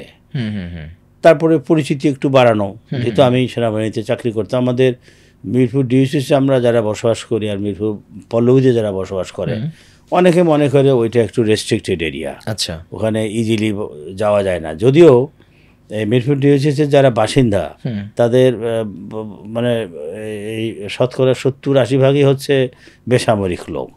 তারা হয় ফ্ল্যাট কিনেছে, না ভাড়া থাকে। একটা বিল্ডিংয়ে হয়তো 6টা 7টা 8টা ফ্ল্যাট আছে। তো আর্মি অফিসার তো একজন, যিনি মালিক এটার, বাকি সবাই কিন্তু মানে অন্য লোক, সিভিল লোক। তো কাজেই তারপরেও মানুষ ভাবে ওটা একটা রেস্ট্রিক্টেড এরিয়া।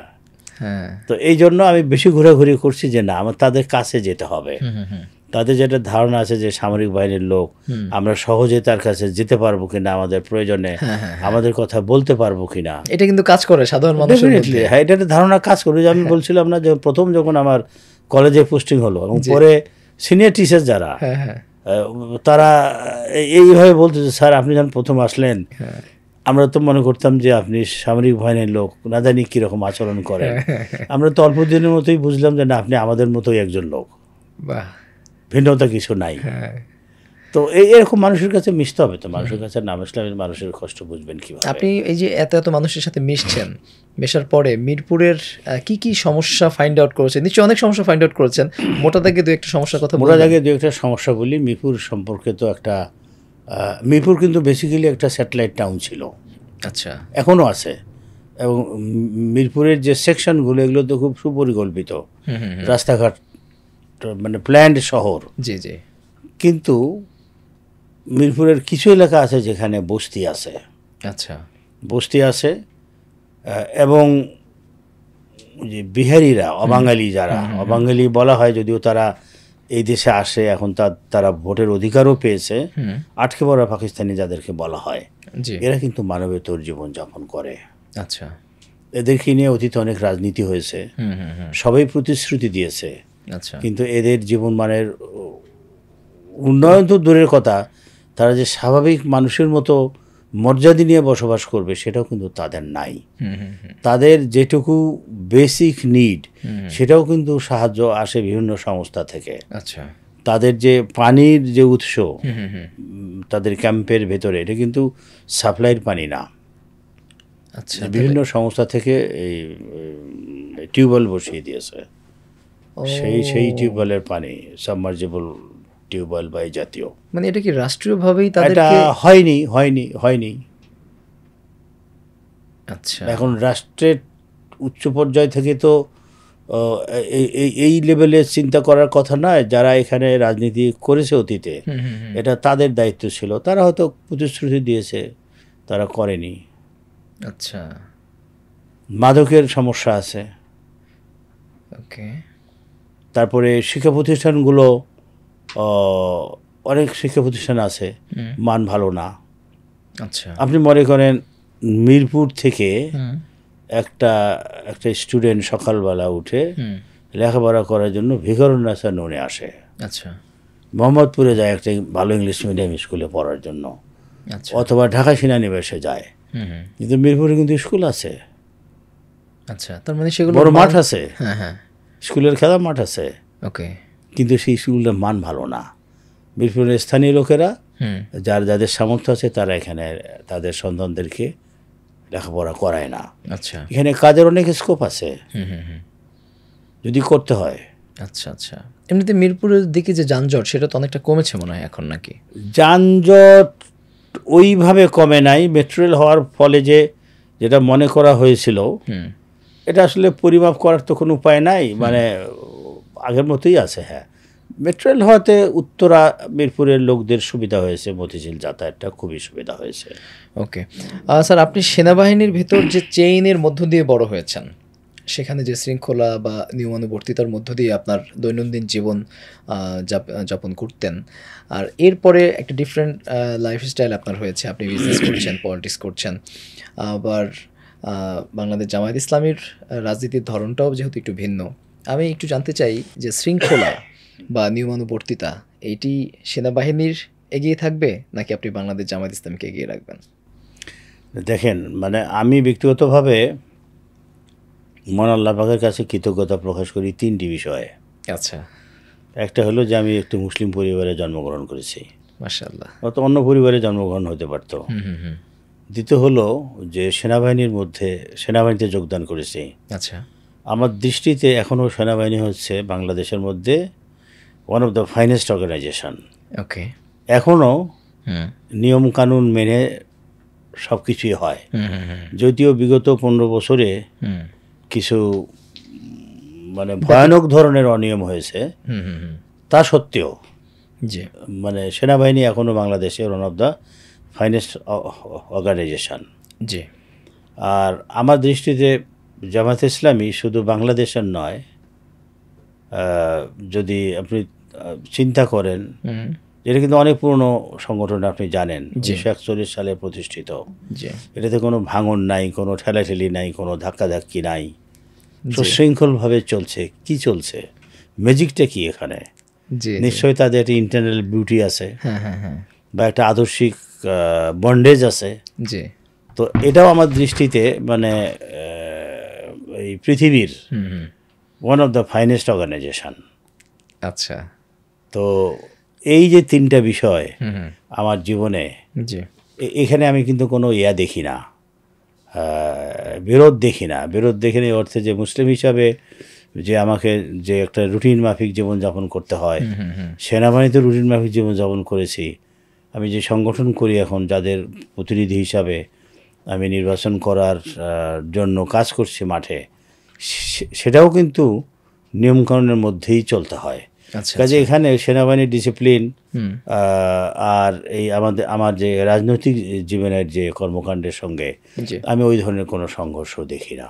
জি স্যার, আপনি যেই আসন থেকে নির্বাচন করছেন, ঢাকা 16, সে আসনে আমরা উইকিপিডিয়া তথ্য মতে জেনেছি যে সেখানে 9 জন তৃতীয় লিঙ্গের ভোটার রয়েছে। আপনি নিশ্চয়ই আপনাদের ভোটারদের জন্য ইশতেহার তৈরি করেছেন এবং তাদের জন্য বিভিন্ন কর্মপরিকল্পনা আপনি হাতে নিয়েছেন। আমি একটু জানতে চাই যে তৃতীয় লিঙ্গের এই ভোটারদের জন্য আপনার কি কর্মপরিকল্পনা রয়েছে? তৃতীয় লিঙ্গের যারা নাগরিক আমাদের, যদিও সমাজে তাদের ব্যাপারে একটু নেতিবাচক দৃষ্টিভঙ্গি আছে, বাট আমি মনে করি তারা সাধারণ নাগরিকের মতো তাদের জীবনযাপনের সুযোগ পাওয়া উচিত। আচ্ছা, বিশেষ করে তাদের যোগ্যতা অনুযায়ী তাদের কর্মসংস্থান থেকে শুরু করে তারা যদি চাকরি বাকরি বা অন্য কোনো ছোটোখাটো ব্যবসা করতে পারে এবং আমার যদি সুযোগ থাকে সহায়তা করে, ডেফিনেটলি আমি সেটা করব তাদের জন্য। আচ্ছা, সেটা ডেফিনেটলি রাষ্ট্রীয় পলিসির মধ্যেই হইতে হবে আর কি।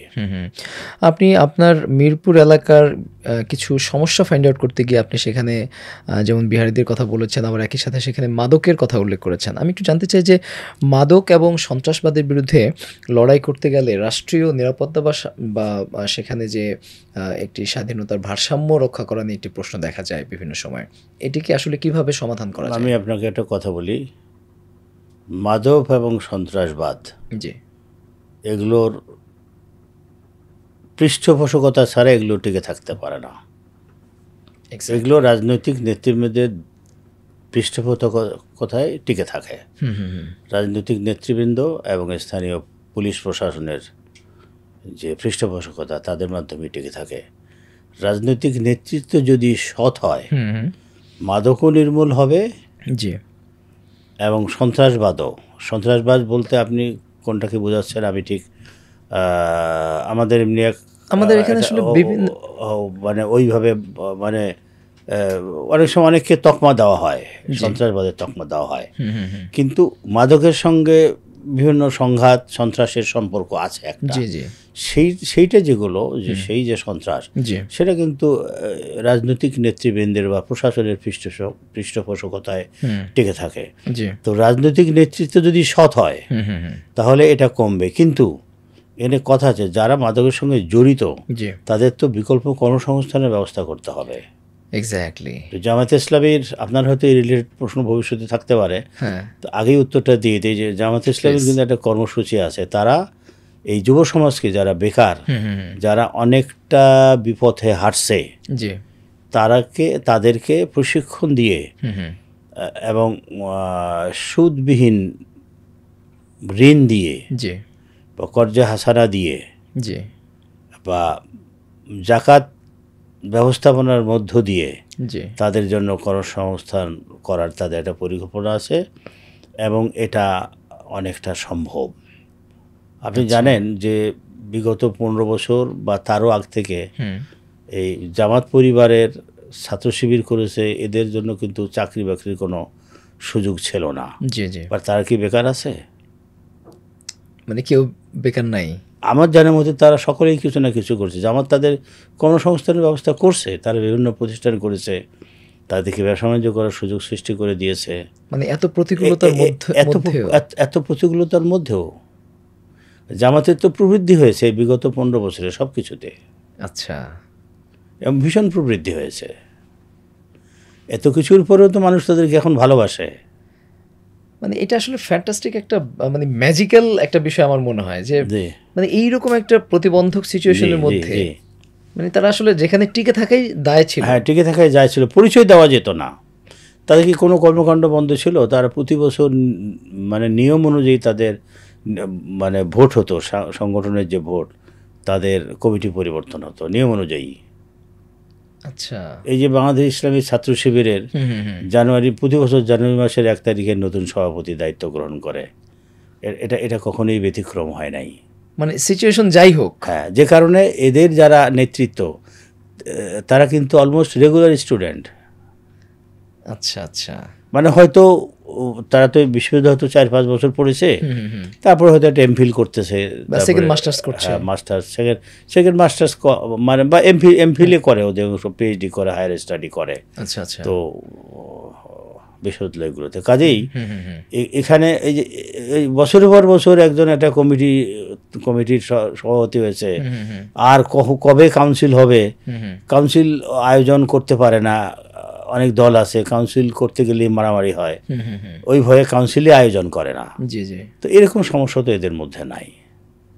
আচ্ছা আচ্ছা, তাহলে তো আমাদের দেশে যে বেকারত্ব সমস্যা, হ্যাঁ হ্যাঁ হ্যাঁ, আমি মনে করি যে এত প্রতিকূলতার মধ্যেও যারা আসলে নিজেদের কর্মী বাহিনীকে বেকারত্ব সমস্যা দূর করেছে এদের মধ্য থেকে, তাদেরকে আই থিঙ্ক নিশ্চয়ই তারা যারা বেকার যুবক আছে পাল্টে দিতে পারবে। দেশের যারা বেকার যুবক আছে, আমি একটা কথা বলি আপনাকে, খুব পরিষ্কারভাবে বলি, সেটা হচ্ছে এই যে বিদেশে আমাদের তো প্রচুর জনশক্তি আছে, জি জি, কাজের হাত আছে আমাদের, আমরা পাঠাতে পারলে সারা দুনিয়াতে আমরা লোক পাঠাতে পারবো, কিন্তু এখানেও সিন্ডিকেটের কারণে আমাদের লোকরা যেতে পারে না। আচ্ছা, নেপাল থেকে মালয়েশিয়া যারা আসে কাজ করতে, তারা আসে শুধু বিমান ভাড়াটা দিয়ে। আচ্ছা, আর আমাদের বাংলাদেশ থেকে যেতে 2.5 লাখ, 3 লাখ, 3.5 লাখ টাকা লাগে, হয়ারেজ বিমান ভাড়া 20,000 টাকা। ও মাই গড, এটা শুধু সিন্ডিকেটের কারণে। এবং এই সিন্ডিকেটের সঙ্গে জড়িত হচ্ছেন মানে বিগত সময়ের মধ্যে বলা হয়ে থাকে নাম্বার 1 থেকে শুরু করে এবং মানে যারা পাঠায় মানে দালাল পর্যন্ত এর সঙ্গে জড়িত। ইনফ্যাক্ট আমরা বাংলাদেশ বিমানেও দেখি যে প্রায়শ সেখানে সিট খালি পড়ে থাকে। তো যদি আপনি এই সিন্ডিকেট মুক্তভাবে প্রশিক্ষণ দিয়ে বিদেশের লোক পাঠাতে পারেন, আমরা প্রচুর লোক পাঠাতে পারবো। মধ্যপ্রাচ্যে দেশগুলো সম্পর্কে আমাদের অনেক রিজার্ভেশন আছে, অনেক বক্তব্য আছে, আমরা অনেকে সমালোচনাও করি, কিন্তু লোক কর্মী নেওয়ার সময় তারা মুসলিম দেশগুলোকে প্রেফার করে, নিতে চায় তারা। কিন্তু আমাদের এখান থেকে নানান ধরনের জটিলতা, মালয়েশিয়া নিয়ে কত জটিলতা হচ্ছে শুধু সিন্ডিকেটের জন্য। এবং আমাদের লোকজনই এই যে দেশ যারা লোক নেয় তাদের সঙ্গে যোগসাজশ করে এই কাজগুলো করে, যাতে তারা বেশি রোজগার করতে পারে। বেশি রোজগার করতে যেয়ে আমাদের দেশ থেকে এই মানে লোক পাঠানোর ক্ষেত্রে যে জটিলতাগুলো। কিন্তু ব্যবসায়ীদের এই সিন্ডিকেট কি জামাত ইসলামী যদি নির্বাচিত হয়ে ক্ষমতা আসে ভাঙতে পারবে? কেন ভাঙতে পারবে না? সরকার চাইলে, সরকার যদি সুবিধা না নেয় তাহলে কেন ভাঙবে না? কিন্তু আমরা তো শুনি যে ব্যবসায়ী হচ্ছে সেকেন্ড সরকার, ব্যবসায়ীরা যা চায় সেভাবেই রাজনৈতিক দলগুলো সরকার পরিচালনা করে। সরকার যে সুবিধা নেয় তাদের কাছে, রাজনৈতিক দল হিসেবে সুবিধা নেয়, এটা জামাত নেবে না? জামাত তো এখনও নেয় না, জামাত চলছে না। আচ্ছা, জামাতের কি টাকা পয়সার অভাব আছে? তাদের প্রত্যেকটা কর্মীর পকেট হচ্ছে জামাতের ব্যাংক। আচ্ছা, তারা প্রত্যেক মাসেই আনন্দ দেয়, এটা দেয় তারা জিহাদ ফি সাবিলিল্লাহ নিয়ত নিয়ে। জিহাদ ফি সাবিলিল্লাহ মানে যুদ্ধ করা না, আল্লাহর পথে চেষ্টা করা, খরচ করা। আচ্ছা, কোরআন শরীফের পরিষ্কার ভাষায় বলছে যারা জানমাল দিয়ে যুদ্ধ করতে বলছে, জানমাল দিয়ে ইসলামের জন্য কাজ করতে বলছে। মানে জামাতের একদম রুট লেভেলের প্রত্যেকটা কর্মী জামাতকে হচ্ছে যারা কাজ করে না কিন্তু এই তার রোজগারের একটা অংশ আল্লাহর পথে খরচ করতে হবে। মিম্মা রাযাকনাহুম ইউনফিকুন, সূরা বাকারার শুরুতেই বলছে যে এই কিতাব মানে তাদের এই কিতাবের দ্বারা তারা উপকৃত হবে যারা তাদের শর্ত হচ্ছে যারা তার রিজিক থেকে দান করে। আচ্ছা আচ্ছা আচ্ছা, তার রিজিক থেকে দান করে। এবং এটা জামাতের সকল এবং অনেকে সরাসরি জামাত করে না কিন্তু তারা জামাতকে আর্থিক সহায়তা দেয়। সুদী হিসাবে। জি, আসলে আমি একটু জানতে চাই, আপনি যেহেতু সংসদ নির্বাচন করছেন এবং সংসদ নির্বাচন কোন পদ্ধতিতে হবে এটি নিয়ে প্রচুর কথা আছে, আলোচনা আছে এবং এটি নিয়ে অনেক বিশ্লেষণও হচ্ছে, এবং এটি নিয়ে সংস্কার কার্যক্রম কিভাবে পরিচালিত হবে সেটি নিয়েও আমাদের সংস্কার কমিশন থেকে শুরু করে বিভিন্ন বোদ্ধামহল কথা বলছে। আমি জানতে চাই, পিআর পদ্ধতি নিয়ে যেই আলোচনাটি হচ্ছে, যে বাংলাদেশ জামায়াত ইসলামী পিআর পদ্ধতির পক্ষে অবস্থান নিয়েছে, আপনি আমাকে একটু জানাবেন যে আসলে পিআর পদ্ধতি মোটা দাগে ঠিক কোন কোন পয়েন্টে বা ঠিক কোন কোন ডাইমেনশনের আমাদের বাংলাদেশের জন্য এটি কার্যকর?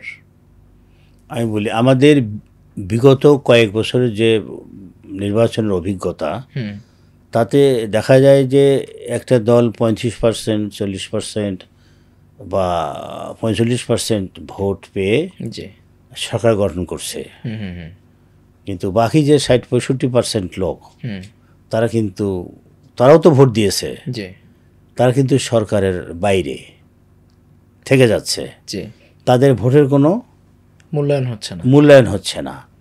ইভেন কিছু কিছু ক্ষেত্রে দেখা যাচ্ছে যে 49% ভোট পেয়ে অনেক আসন পেয়েছে। আচ্ছা। এবং অনেক আসন পেয়ে তারা এই যেভাবে খুশি সেইভাবে দেশকে পরিচালনা করছে, সংবিধানকে সংশোধন করেছে, এবং এভাবেই তো মানে আমাদের দেশের, আমাদের ঘাড়ের উপরে একটা স্বৈরাচারী শাসক চেপে বসেছিল। জি জি। তো যদি পিআর পদ্ধতি হয় তাহলে সব রাজনৈতিক দলের একটা প্রতিনিধিত্ব থাকবে সংসদে, তখন এককভাবে কোনো দলে স্বৈরাচার হওয়ার কোনো সুযোগ থাকবে না। কিন্তু দুইটা কক্ষে প্রত্যেকটা ভোটের মূল্যায়ন হবে। আপনারা দুইটা কক্ষে সম্ভবত পিআর পদ্ধতি চাচ্ছেন। আমরা দুইটা কক্ষেই চাচ্ছি, কিন্তু সেটি যদি আমাদের নিম্ন কক্ষে না হয় তাহলে কোনো সমস্যা আছে? না, নিম্ন কক্ষে না হলেও চলবে। যদি উচ্চ কক্ষে হয় তাহলে একটা ভেটিংয়ের আয়োজন থাকলো। আচ্ছা। এখান থেকে একটা আইন পাস হলো, সেটা উচ্চ কক্ষে যে ভেটিং হবে, সেটা যদি উচ্চকক্ষ মনে করে যে এটা দেশের জন্য মঙ্গলজনক হবে না, সেটা ফেরত দিতে পারে, সেটা সংশোধন হতে পারে। আর যদি পিআর প্রথা প্রয়োজন, অনেক দেশ আছে। জি জি। এবং এখনো যে রাজনৈতিক দলগুলো সংলাপে বসেছিল, আমার জানা মতে 31টা রাজনৈতিক দল ও জাতীয় ঐকমত্য কমিশনের সংলাপে বসেছিল, তার মধ্যে 25টা রাজনৈতিক দল কিন্তু পিআরের পক্ষে মতামত দিয়েছে। আচ্ছা। এবং আমি যতটুকু জানি সরকারও অন্তত পক্ষে ঐকমত্য কমিশন এবং সরকার অন্তত পক্ষে উচ্চকক্ষে পিআর পদ্ধতি চায়, কিন্তু একটু দুটো দল সেটাখানে আপত্তি জানিয়েছে। আচ্ছা, পিআর পদ্ধতির মধ্য দিয়ে অথবা পিআর পদ্ধতি ছাড়াই জামায়াত ইসলামী যদি কাঙ্ক্ষিত ফলাফল করতে না পারে, তাহলে আগামীর বাংলাদেশ বিনির্মাণে তাদের ভূমিকাটা আসলে কেমন হবে? মানে অতীতের আমাদের যে অভিজ্ঞতা, সেখানে তো বিরোধী দলের ভূমিকা পালন করার কোনো সুযোগ ছিল না। এখানে জাতীয় ঐকমত্য কমিশনের মাধ্যমে যে সংস্কার প্রস্তাবগুলোর আলোচনা হয়েছে, সেখানে এরকম বিষয় ছিল যে বিরোধী দল থেকে স্পিকার হবে, তারপরে যেসব সংসদীয় কমিটি হবে সেসব সংসদীয় কমিটির একটা অংশের সভাপতির দায়িত্ব দেওয়া হবে বিরোধী দলকে। আচ্ছা। এভাবেই বিরোধী দলকে কার্যকরভাবে সংসদে ভূমিকা পালনের সুযোগ সৃষ্টি করার প্রস্তাব করা হয়েছিল। আচ্ছা। যদি এগুলো হয়, সুযোগ থাকে, তাহলে জামায়াত ইসলামী সেইভাবে ভূমিকা পালন করবে। আর যদি অতীতের মতো বিরোধী দলের কোনো সুযোগ না থাকে, জামাত চেষ্টা করবে যতটুকু সম্ভব দেশের প্রচলিত যে বিধিবিধান, সংবিধান যেটুকু বিরোধী দলকে অধিকার দেবে তার মধ্যে থেকে অবশ্যই চেষ্টা করবে। আচ্ছা। জামাত এখন যে রাজনৈতিক দাবিগুলো উত্থাপন করেছে, এগুলো কিন্তু তাদের দলীয় কোনো দলীয় স্বার্থকে চিন্তা করে নয়, অথবা কোনো দলীয় নেতাকে চিন্তা করে নয় যে সে বছর পর বছর প্রধানমন্ত্রী থাকবে। আচ্ছা। এই চিন্তা করে নয়, এটা জনগণের ভালোর কথা চিন্তা করে তারা এই রাজনৈতিক প্রস্তাবগুলো নিয়ে এখন লড়াই করছে। ব্যক্তি আপনি নির্বাচিত হলে তো অনেক কাজই করবেন, আপনি যদি নির্বাচিত না হতে পারেন সেক্ষেত্রে মিরপুরবাসীর জন্য আপনার অবদান কি থাকবে? আমি তো মিরপুরের মানুষ এখন। জি। তো এখন যেমন চেষ্টা করছি তখনও করব। আচ্ছা আচ্ছা। আমি যে ক্ষেত্রে কাজ করি মূলত এখন সময় দিই শিক্ষা ক্ষেত্রে বা সমাজের খোঁজ খবর রাখা। আমরা কিন্তু অনেক মোটিভেশনাল প্রোগ্রাম করি, প্যারেন্টিং করি।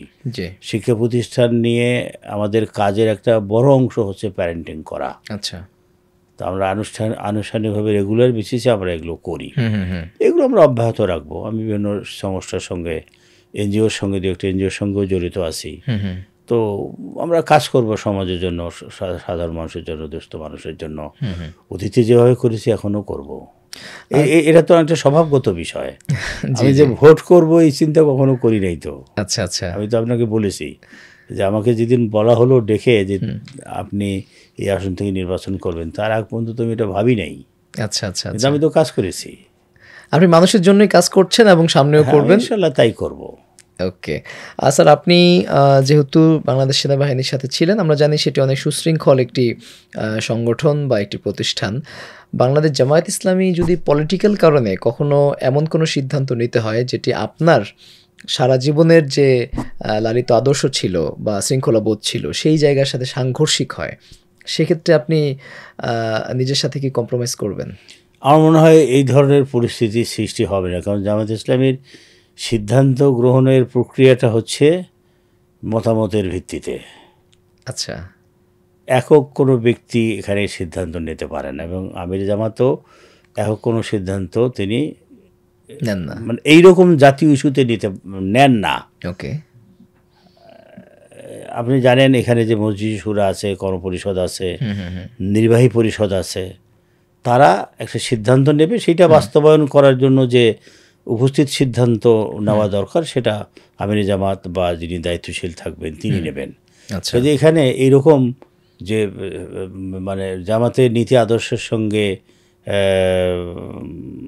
যায় না, এই ধরনের কোনো পরিস্থিতির সৃষ্টি হবে বলে আমি মনে করি না।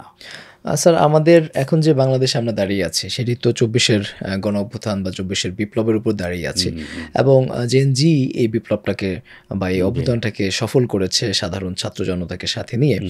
তো এই জায়গা থেকে আমরা যদি একটু ভবিষ্যতের দিকে যাই, আগামী ২০ বছর পরে আমাদের বাংলাদেশটা আসলে কেমন বাংলাদেশ হতে পারে বলে আপনি মনে করেন? আসলে ২৪-এর যে গণ অভ্যুত্থান, তারপরে যে জনপ্রত্যাশার সৃষ্টি হয়েছিল,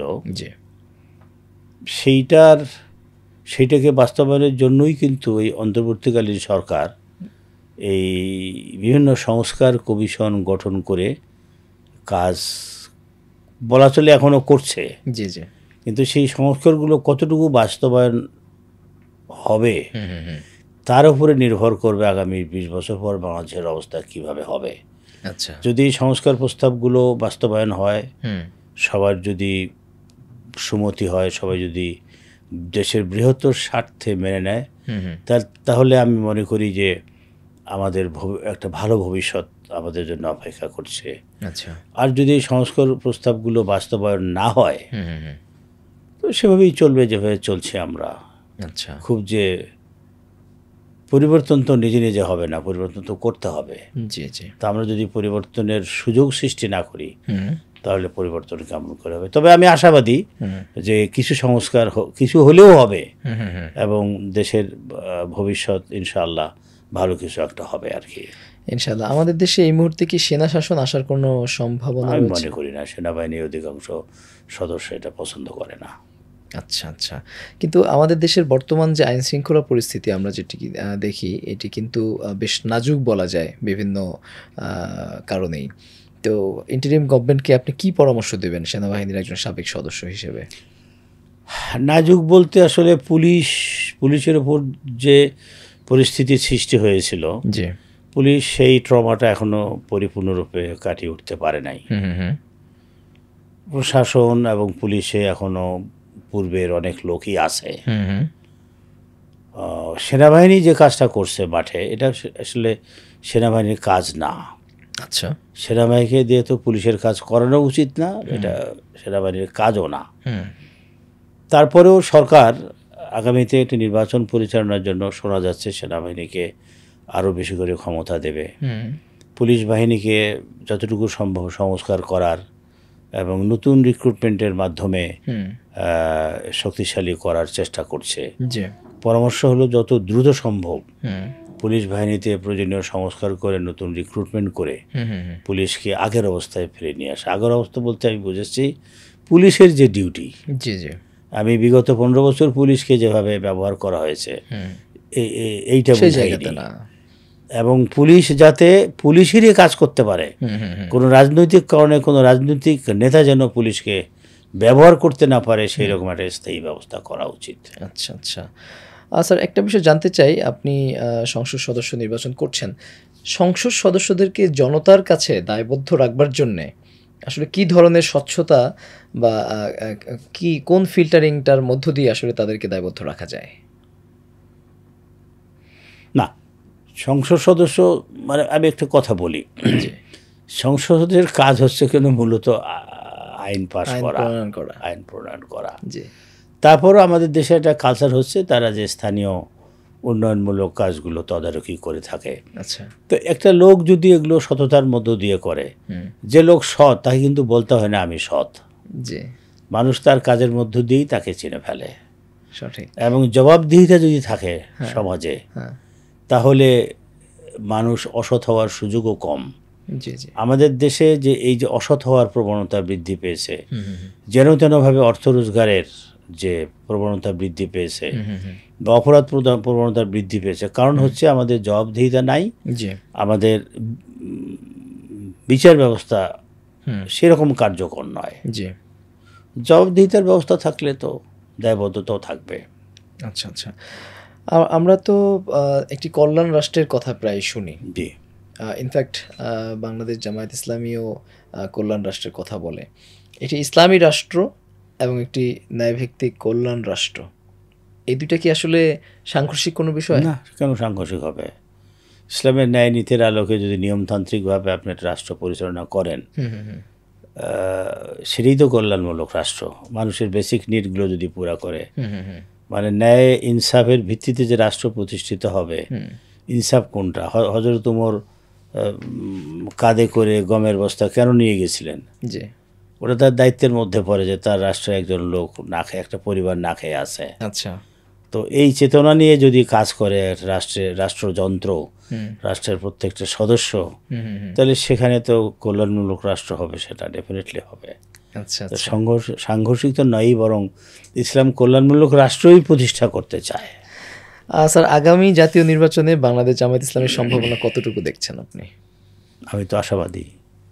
আমি তো মাঠে ঘুরতেছি, প্রত্যেকটা মানুষ খুব পরিষ্কার ভাষায় বলছে যে আমরা সৎ নেতৃত্ব চাই।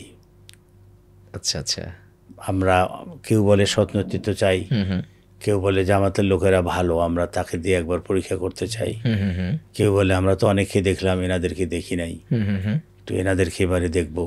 আচ্ছা, যারা জামাত করে না তারাও বলে যে আমরা চিন্তা ভাবনা করছি যে একবার, আপনারা তো ভালো কথা বলেন, তো আসলে কতটুকু ভালো করতে পারবেন একবার সুযোগ দিয়ে দেখব আমরা। কিন্তু অনেকে তো একথা বলে যে জামায়াত যদি ক্ষমতায় আসে তাহলে সেখানে নারীর স্বাধীনতা খর্ব করা হবে। না, এটা একবারে মোটেই সঠিক কথা নয়। যারা পড়াশোনা করেছে বেশি দূর যাওয়ার দরকার নেই তো। আমাদের যে রাসূলুল্লাহ সাল্লাল্লাহু আলাইহি ওয়াসাল্লামের জীবন তো সবাই পড়ছে। ওনার বদর যুদ্ধের ইতিহাস পড়ে নাই এমন কোনো মুসলমান আছে? অলমোস্ট থাকতেও পারে যারা, কিন্তু অধিকাংশই পড়ছে। উহুদের যুদ্ধ পড়ে নাই। উহুদের যুদ্ধে যখন দ্বিতীয় পর্যায়ে যখন কাফেররা হযরত মুহাম্মদ সাল্লাল্লাহু আলাইহি ওয়াসাল্লামের উপরে ব্যাপক হারে তীর নিক্ষেপ করছিল, তখন যে 2-3 জন সাহাবা মানব ঢাল সৃষ্টি করে ওনাকে রক্ষা করেছিলেন, তার মধ্যে একজন মহিলা ছিলেন। আচ্ছা, তার যে এই যে মানে এখানে আঘাত পেয়েছিল, তরবারির আঘাতের মাথার হেলমেটের আংটা বসে গিয়েছিল, এটা খোলার পর তার যে পরিচর্যা করছে সে তো তার মেয়ে, যুবতী মেয়ে। আচ্ছা, যাকে আমরা মানে যুদ্ধক্ষেত্রে তাহলে একজন যুবতী মুসলিম নারী উপস্থিত ছিলেন। আল্লাহ রাসূল এমন কোনো সফরে যাননি যেখানে তার কোনো স্ত্রীকে সাথে নেননি। যুদ্ধের সফরে? সব ধরনের সফরে। ওকে, কাজে এটা একটা অপপ্রচার। হযরত ওমর আমরা শুনি যে আসলে সবাইকে বোরকা পড়তে বাধ্য করা হবে, এমন কিছু কি আসলে হতে পারে? কোথাও কি বোরকার কথা বলা আছে? সতর ঢাকার কথা বলা আছে। আচ্ছা, বোরকা আমাদের এই উপমহাদেশে, আমার ধারণা এই উপমহাদেশে বোরকার প্রচলন প্রথম হয়। এখন অনেক মানে আপনাকে সতর ঢাকতে বাধ্য করবেন তাহলে নারীদেরকে? মানে বাধ্য করার তো বিষয় নয়, এটা তো part of the dress for the Muslim woman. এই শিক্ষাটা আমরা শিক্ষা প্রতিষ্ঠান থেকে শুরু করে আমরা এটা শেখাবো, আমরা এটা মোটিভেট করব। আচ্ছা আচ্ছা। এখন তো অনেকে বোরকা পরে, তারা কোথাও না কোথাও থেকে মোটিভেটেড হয়েছে। এক্স্যাক্টলি, ফ্যামিলি কিংবা হচ্ছে আমাদের রিলিজিয়াস যে বুক। আর কেউ যদি মনে করে যে আমি বোরকা পরবো না, পরবে না, এটাকে বাধ্য করবে এই ধরনের কোনো আমাদের কর্মসূচিতে এই ধরনের মানে ব্যক্তি স্বাধীনতায় আপনারা কোনো কিছু চাপিয়ে দিচ্ছেন না, হস্তক্ষেপ করছেন না। অমুসলিম যারা থাকবে তাদের মতো থাকবে। জি, তাদের ইসলাম তো বরং অমুসলিমদের যে অধিকার সেটা রক্ষায় জন্য, তাদের সুরক্ষার জন্য ইসলামের নীতিমালা আছে, তারা সেই আলোকে সুরক্ষা পাবে। বিগত সময়ে বাংলাদেশে হিন্দুদের সম্পদ লুণ্ঠন থেকে শুরু করে তাদের উপরে যে বিভিন্ন ধরনের জুলুম নির্যাতন হয়েছে, এখানে আমাদের মিডিয়া অনেক সময় প্রথমেই জামাত শিবিরের নাম প্রচার করলেও তদন্তের পর কিন্তু দেখা যেত যে না, এটার সঙ্গে জামাত শিবির জড়িত না, এটার সঙ্গে অন্য কেউ জড়িত। স্যার, আমাদের দেশে যে শিক্ষা ব্যবস্থা প্রচলিত রয়েছে, আমরা সেখানে দেখেছি যে বিভিন্ন রকমের সংস্কার কার্যক্রমের মধ্য দিয়ে আমাদের শিক্ষা ব্যবস্থাটা এই পর্যন্ত এসেছে, এবং সর্বশেষ যে একটি নতুন কারিকুলাম নিয়ে আসা হয়েছিল গত সরকারের শেষের দিকে, সেই জায়গাটাও এখন পরিবর্তন হয়েছে। কিন্তু তারপরেও আমাদের সাধারণ জনগণ তাদের সেন্টিমেন্ট অনুযায়ী শিক্ষা ব্যবস্থা কামনা করে, সেটি কি আসলে বাস্তবায়ন হয়েছে কিনা? আমি একটু অ্যাড করে রাখি প্রশ্নের মধ্যে, সেটি হচ্ছে এখনও পর্যন্ত আমাদের যে প্রাইমারি সেকশন সেখানে ধর্মীয় শিক্ষক পদটি ক্রিয়েট করা হয়নি, কিংবা আমাদের যে এইচএসসি লেভেলটা আছে সেখানে এখনও পর্যন্ত ইসলাম শিক্ষাকে বাধ্যতামূলক করা হয়নি, ইত্যাদি কারণে কিন্তু সাধারণ ধর্মপ্রাণ নাগরিকদের বিভিন্ন রকমের প্রশ্ন আছে। আমি ইন জেনারেলি জানতে চাই আমাদের দেশের শিক্ষা ব্যবস্থাটি কেমন হওয়া উচিত এবং সেই জায়গায় আমরা কিভাবে যেতে পারি। দেখুন, আমাদের শিক্ষা ব্যবস্থা তো আমরা ইনহেরিট করেছি অনেকটা ব্রিটিশ আমল থেকে, পরবর্তীকালে পাকিস্তান আমল এবং বাংলাদেশের এখন যে অবস্থায় আমরা আছি। তো এই দেশের বৃহত্তর জনগোষ্ঠী হচ্ছে ইসলাম ধর্মের অনুসারী। শিক্ষা হচ্ছে একটা মানুষের আত্মপরিচয় লাভের মাধ্যম।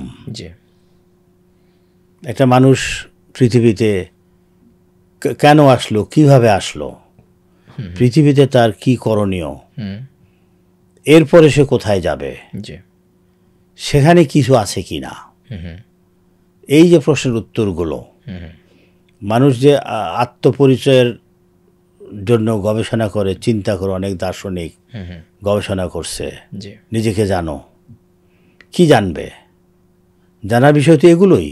আচ্ছা, যে শিক্ষা ব্যবস্থার মধ্যেই এই প্রশ্নগুলোর উত্তর নাই, সেটা কিন্তু অসম্পূর্ণ শিক্ষা ব্যবস্থা। আচ্ছা, অতীতে আমাদের শিক্ষা ব্যবস্থার মধ্যে এগুলো ছিল, এবং এই প্রশ্নগুলোর উত্তর পাওয়া যায় ধর্মশিক্ষার মধ্য দিয়ে। সেটা যে কোনো ধর্মের মানুষের জন্যই এই কথাটা প্রযোজ্য। আমাদের দেশে এখন বিভিন্ন ধরনের শিক্ষা কারিকুলাম চালু আছে, তার মধ্যে প্রধানত 3টা। একটা ইংলিশ মিডিয়াম, সেটা সম্পর্কে আমরা সবাই জানি, সেটা নিয়ে অনেক কথা আছে। আর একটা মাদ্রাসা শিক্ষা, যদিও মাদ্রাসা শিক্ষার এখন অনেক সংস্কার হয়ে মাদ্রাসা কারিকুলামের মধ্যে আমাদের জেনারেল যে বিষয়গুলো, সেগুলো এতটুকু ঢুকানো হয়েছে যাতে তারা আলিম পাস করে বিশ্ববিদ্যালয়ে ভর্তি হতে পারে, এবং এখন উল্লেখযোগ্য সংখ্যক শিক্ষার্থী উচ্চশিক্ষা লাভ করছে আমাদের বিশ্ববিদ্যালয়, মেডিকেল কলেজগুলোতে, এবং তারা ভালো করছে, প্রশাসনে ভালো অবদান রাখছে। একদিকে যেমন মাদ্রাসা শিক্ষার সংস্কার হয়েছে, অন্যদিকে আমাদের জেনারেল এডুকেশন থেকে ধর্মশিক্ষাটাকে ক্রমান্বয়ে এটিকে বাদ দেওয়া হয়েছে। এই যে আপনি বললেন যে প্রাইমারি পর্যায়ে ধর্মীয় শিক্ষকের পদ সৃষ্টি করা হয় নাই, কিন্তু বিগত সরকারের আমলে একটা পদ সৃষ্টি করা হয়েছে, সেটা নিয়োগ দেওয়ার এখন চেষ্টা চলছে। সেটা আপনি জানেন কি, নাচের শিক্ষক, জি, নাচের বা গানের শিক্ষক জি জি, নিয়োগ দেওয়ার চেষ্টা চলছে। কাজে আমি মনে করি যে আমাদের একটা ইন্টিগ্রেটেড সিলেবাস হওয়া দরকার, সমন্বিত সিলেবাস হওয়া দরকার। সমন্বিত সিলেবাস বলতে আমি বোঝাচ্ছি ধর্মীয় শিক্ষা এবং সাধারণ শিক্ষার সমন্বয়ে এমন একটা শিক্ষা ব্যবস্থা যেখান থেকে একটা মানুষ বের হবে ভালো মুসলিম হয়ে, ভালো হিন্দু হয়ে, ভালো খ্রিস্টান হয়ে, ভালো বৌদ্ধ হয়ে, পাশাপাশি সে হবে একজন ভালো কর্মকর্তা, ভালো ডাক্তার, ভালো ইঞ্জিনিয়ার, ভালো বৈজ্ঞানিক। এরকম একটা ইন্টিগ্রেটেড শিক্ষা ব্যবস্থা আমাদের দরকার। এটা কোনো মডেল কি আছে পৃথিবীতে? এটার মডেল পৃথিবীতে আছে, মধ্যপ্রাচ্যের দেশগুলোতে তো মাদ্রাসার এবং স্কুল আলাদা নাই। আচ্ছা আচ্ছা। তারপরে তুরস্কে কতগুলো শিক্ষা প্রতিষ্ঠান আছে, এগুলোকে বলা হয়ে থাকে ইমাম হাতিফ স্কুল। আচ্ছা। ইমাম হাতিফ নামে একজন স্কলার ছিলেন, উনি এই প্রতিষ্ঠানগুলো চালু করেছিলেন যেখানে তিনি ইন্টিগ্রেটেড সিলেবাস করাতেন। পরবর্তীকালে এই কামাল আতাতুর্কের সময় এই প্রতিষ্ঠানগুলো আর মানে প্রতিষ্ঠান যেগুলো ছিল ওগুলোই চালু থাকে, কিন্তু ওই প্রতিষ্ঠানগুলোর উপরে একটা রেস্ট্রিকশন ইম্পোজ করে যে তারা ইন্টারমিডিয়েট খুলতে পারবে না, কারণ ইন্টারমিডিয়েট খুললে এখান থেকে পাশ করে তারা বিশ্ববিদ্যালয়ে ভর্তি হবে।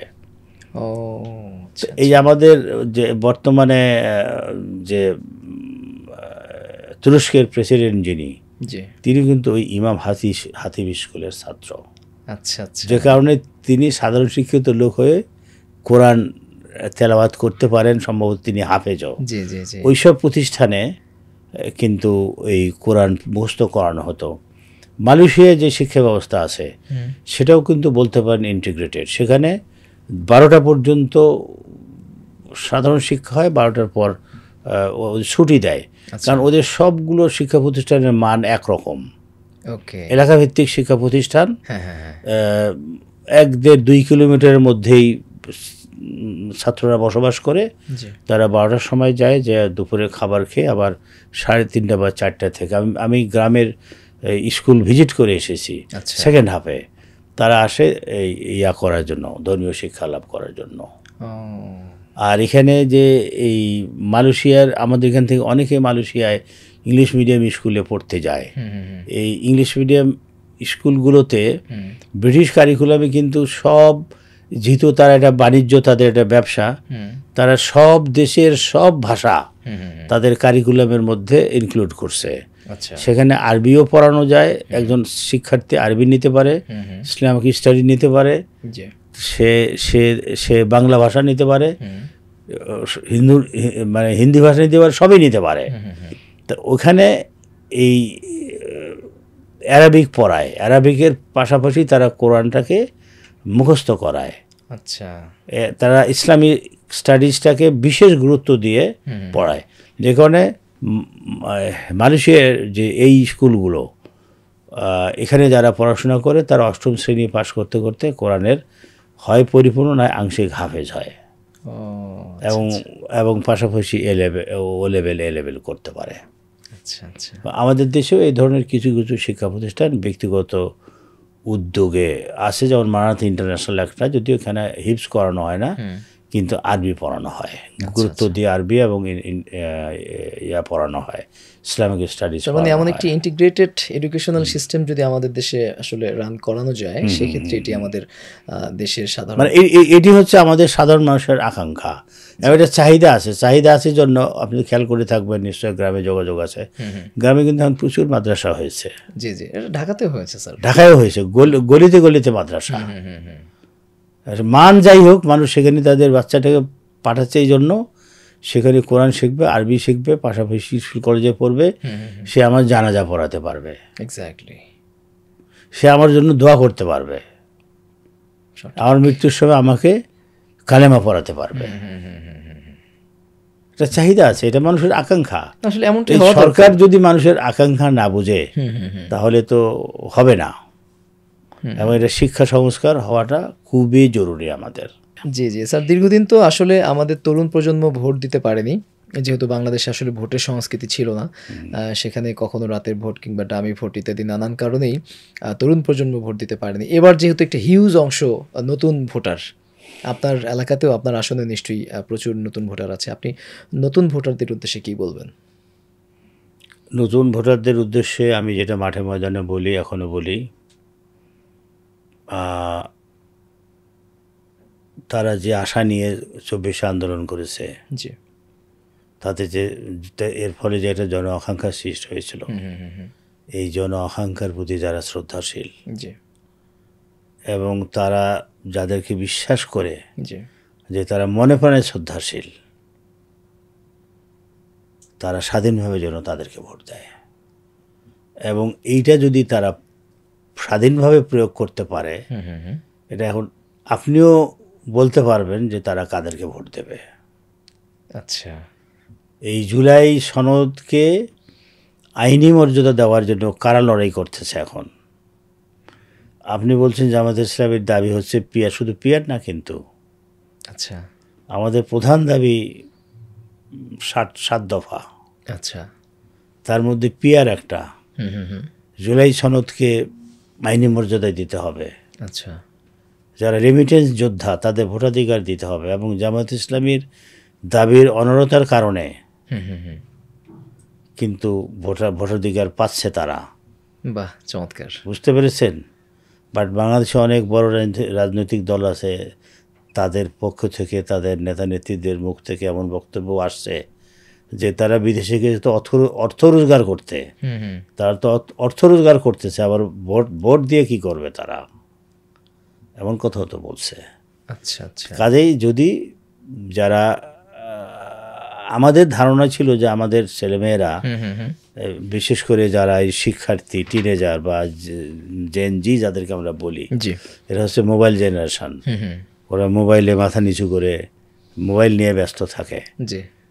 তারা কিন্তু অনেক কিছু জানে, অনেক কিছু বোঝে।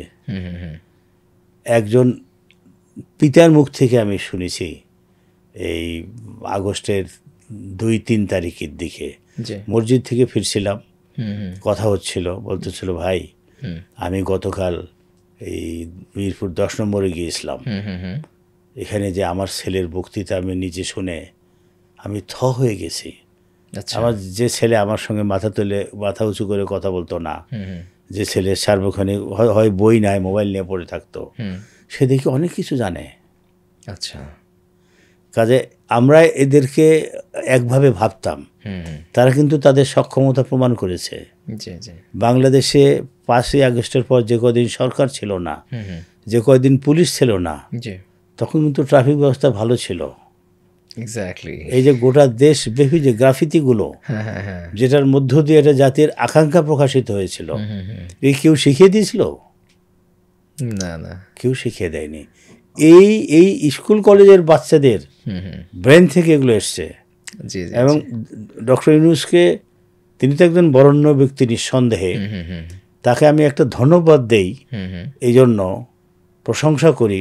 উনি দ্রুততম সময়ের মধ্যে এই গ্রাফিতিগুলো দিয়ে একটা ডকুমেন্টারি তৈরি করে, বই তৈরি করে, তিনি কিন্তু জাতিসংঘ থেকে শুরু করে বিশ্বের বিভিন্ন ফোরামে তিনি নিজ হাতে ক্যারি করে নিয়ে যেয়ে সেগুলো দিয়েছেন। এবং আমাদের যে ছেলে মেয়েদের যে কৃতিত্ব, সফলতা, তাদের যে মানে চিন্তার প্রগতিশীলতা, বিশ্ব দরবারে সেটা কিন্তু বিশ্বের দরবারে তিনি তুলে ধরেছিলেন। কাজে এরা সঠিক সিদ্ধান্ত নেবে, এবং আমি মনে করি তারা যদি সঠিক সিদ্ধান্ত নেয়, সেই সিদ্ধান্তটা আমাদের পক্ষে আসবে অনেকাংশে। ওকে স্যার, আপনার তো বর্ণাঢ্য কর্মজীবন, নিশ্চয়ই আপনার সাথে এভাবে গল্প করতে থাকলে অনেক দীর্ঘ গল্প করা যাবে। আপনার কর্মজীবন, আপনার ভবিষ্যৎ পরিকল্পনা, আপনার এলাকা সব কিছু নিয়ে আমরা একটু শেষ করতে চাই। আপনি সর্বশেষ আপনার ঢাকা 16 আসনে আপনার সাধারণ যে সকল জনগোষ্ঠী রয়েছে, যাদেরকে নিয়েই আপনার বসবাস, যাদেরকে নিয়ে আপনি আগামীর স্বপ্ন বোনেন, তাদের উদ্দেশ্যে যদি আমাদের এই দর্শক ক্যামেরায় কিছু বলতে চান। তাদের ব্যাপারে আমার একটা আবেদন থাকবে যে বিগত আন্দোলনে, জুলাই 24-এর যে আন্দোলন সংগ্রাম হয়েছে, সে সময় যে জন আকাঙ্ক্ষার সৃষ্টি হয়েছে, তাদের মধ্যেও একটা আকাঙ্ক্ষার সৃষ্টি হয়েছে। তাদের প্রতি আমি অনুরোধ করব,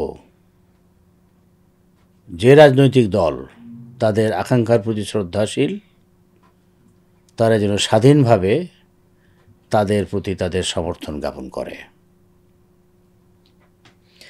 স্যার, আপনাকে অনেক অনেক ধন্যবাদ। আপনি ব্যস্ততার মাঝেও আমাদের সময় দিয়েছেন। আপনাকেও ধন্যবাদ। সুপ্রিয় দর্শক, আপনারা এতক্ষণ শুনছিলেন ইনোভা টক্স জনতার ইশতেহার প্রোগ্রামে।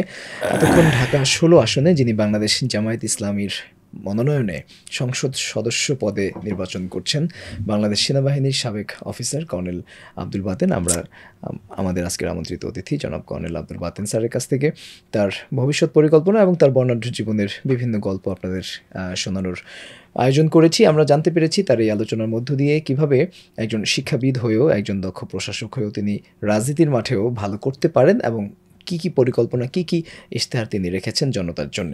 নিশ্চয়ই আমাদের আগামী ত্রয়োদশ জাতীয় সংসদ নির্বাচনে সাধারণ জনগণ তাকে নির্বাচিত করবেন বলে আমরা বিশ্বাস করছি, যদি তার ইশতেহারগুলো সাধারণ জনতার পছন্দ হয়। আমরা তার জন্যে এবং তার দলের জন্য শুভকামনা জানিয়ে আমাদের আজকের জনতার ইশতেহার এখানে শেষ করছি। আল্লাহ হাফেজ। আসসালামু আলাইকুম ওয়া রাহমাতুল্লাহ।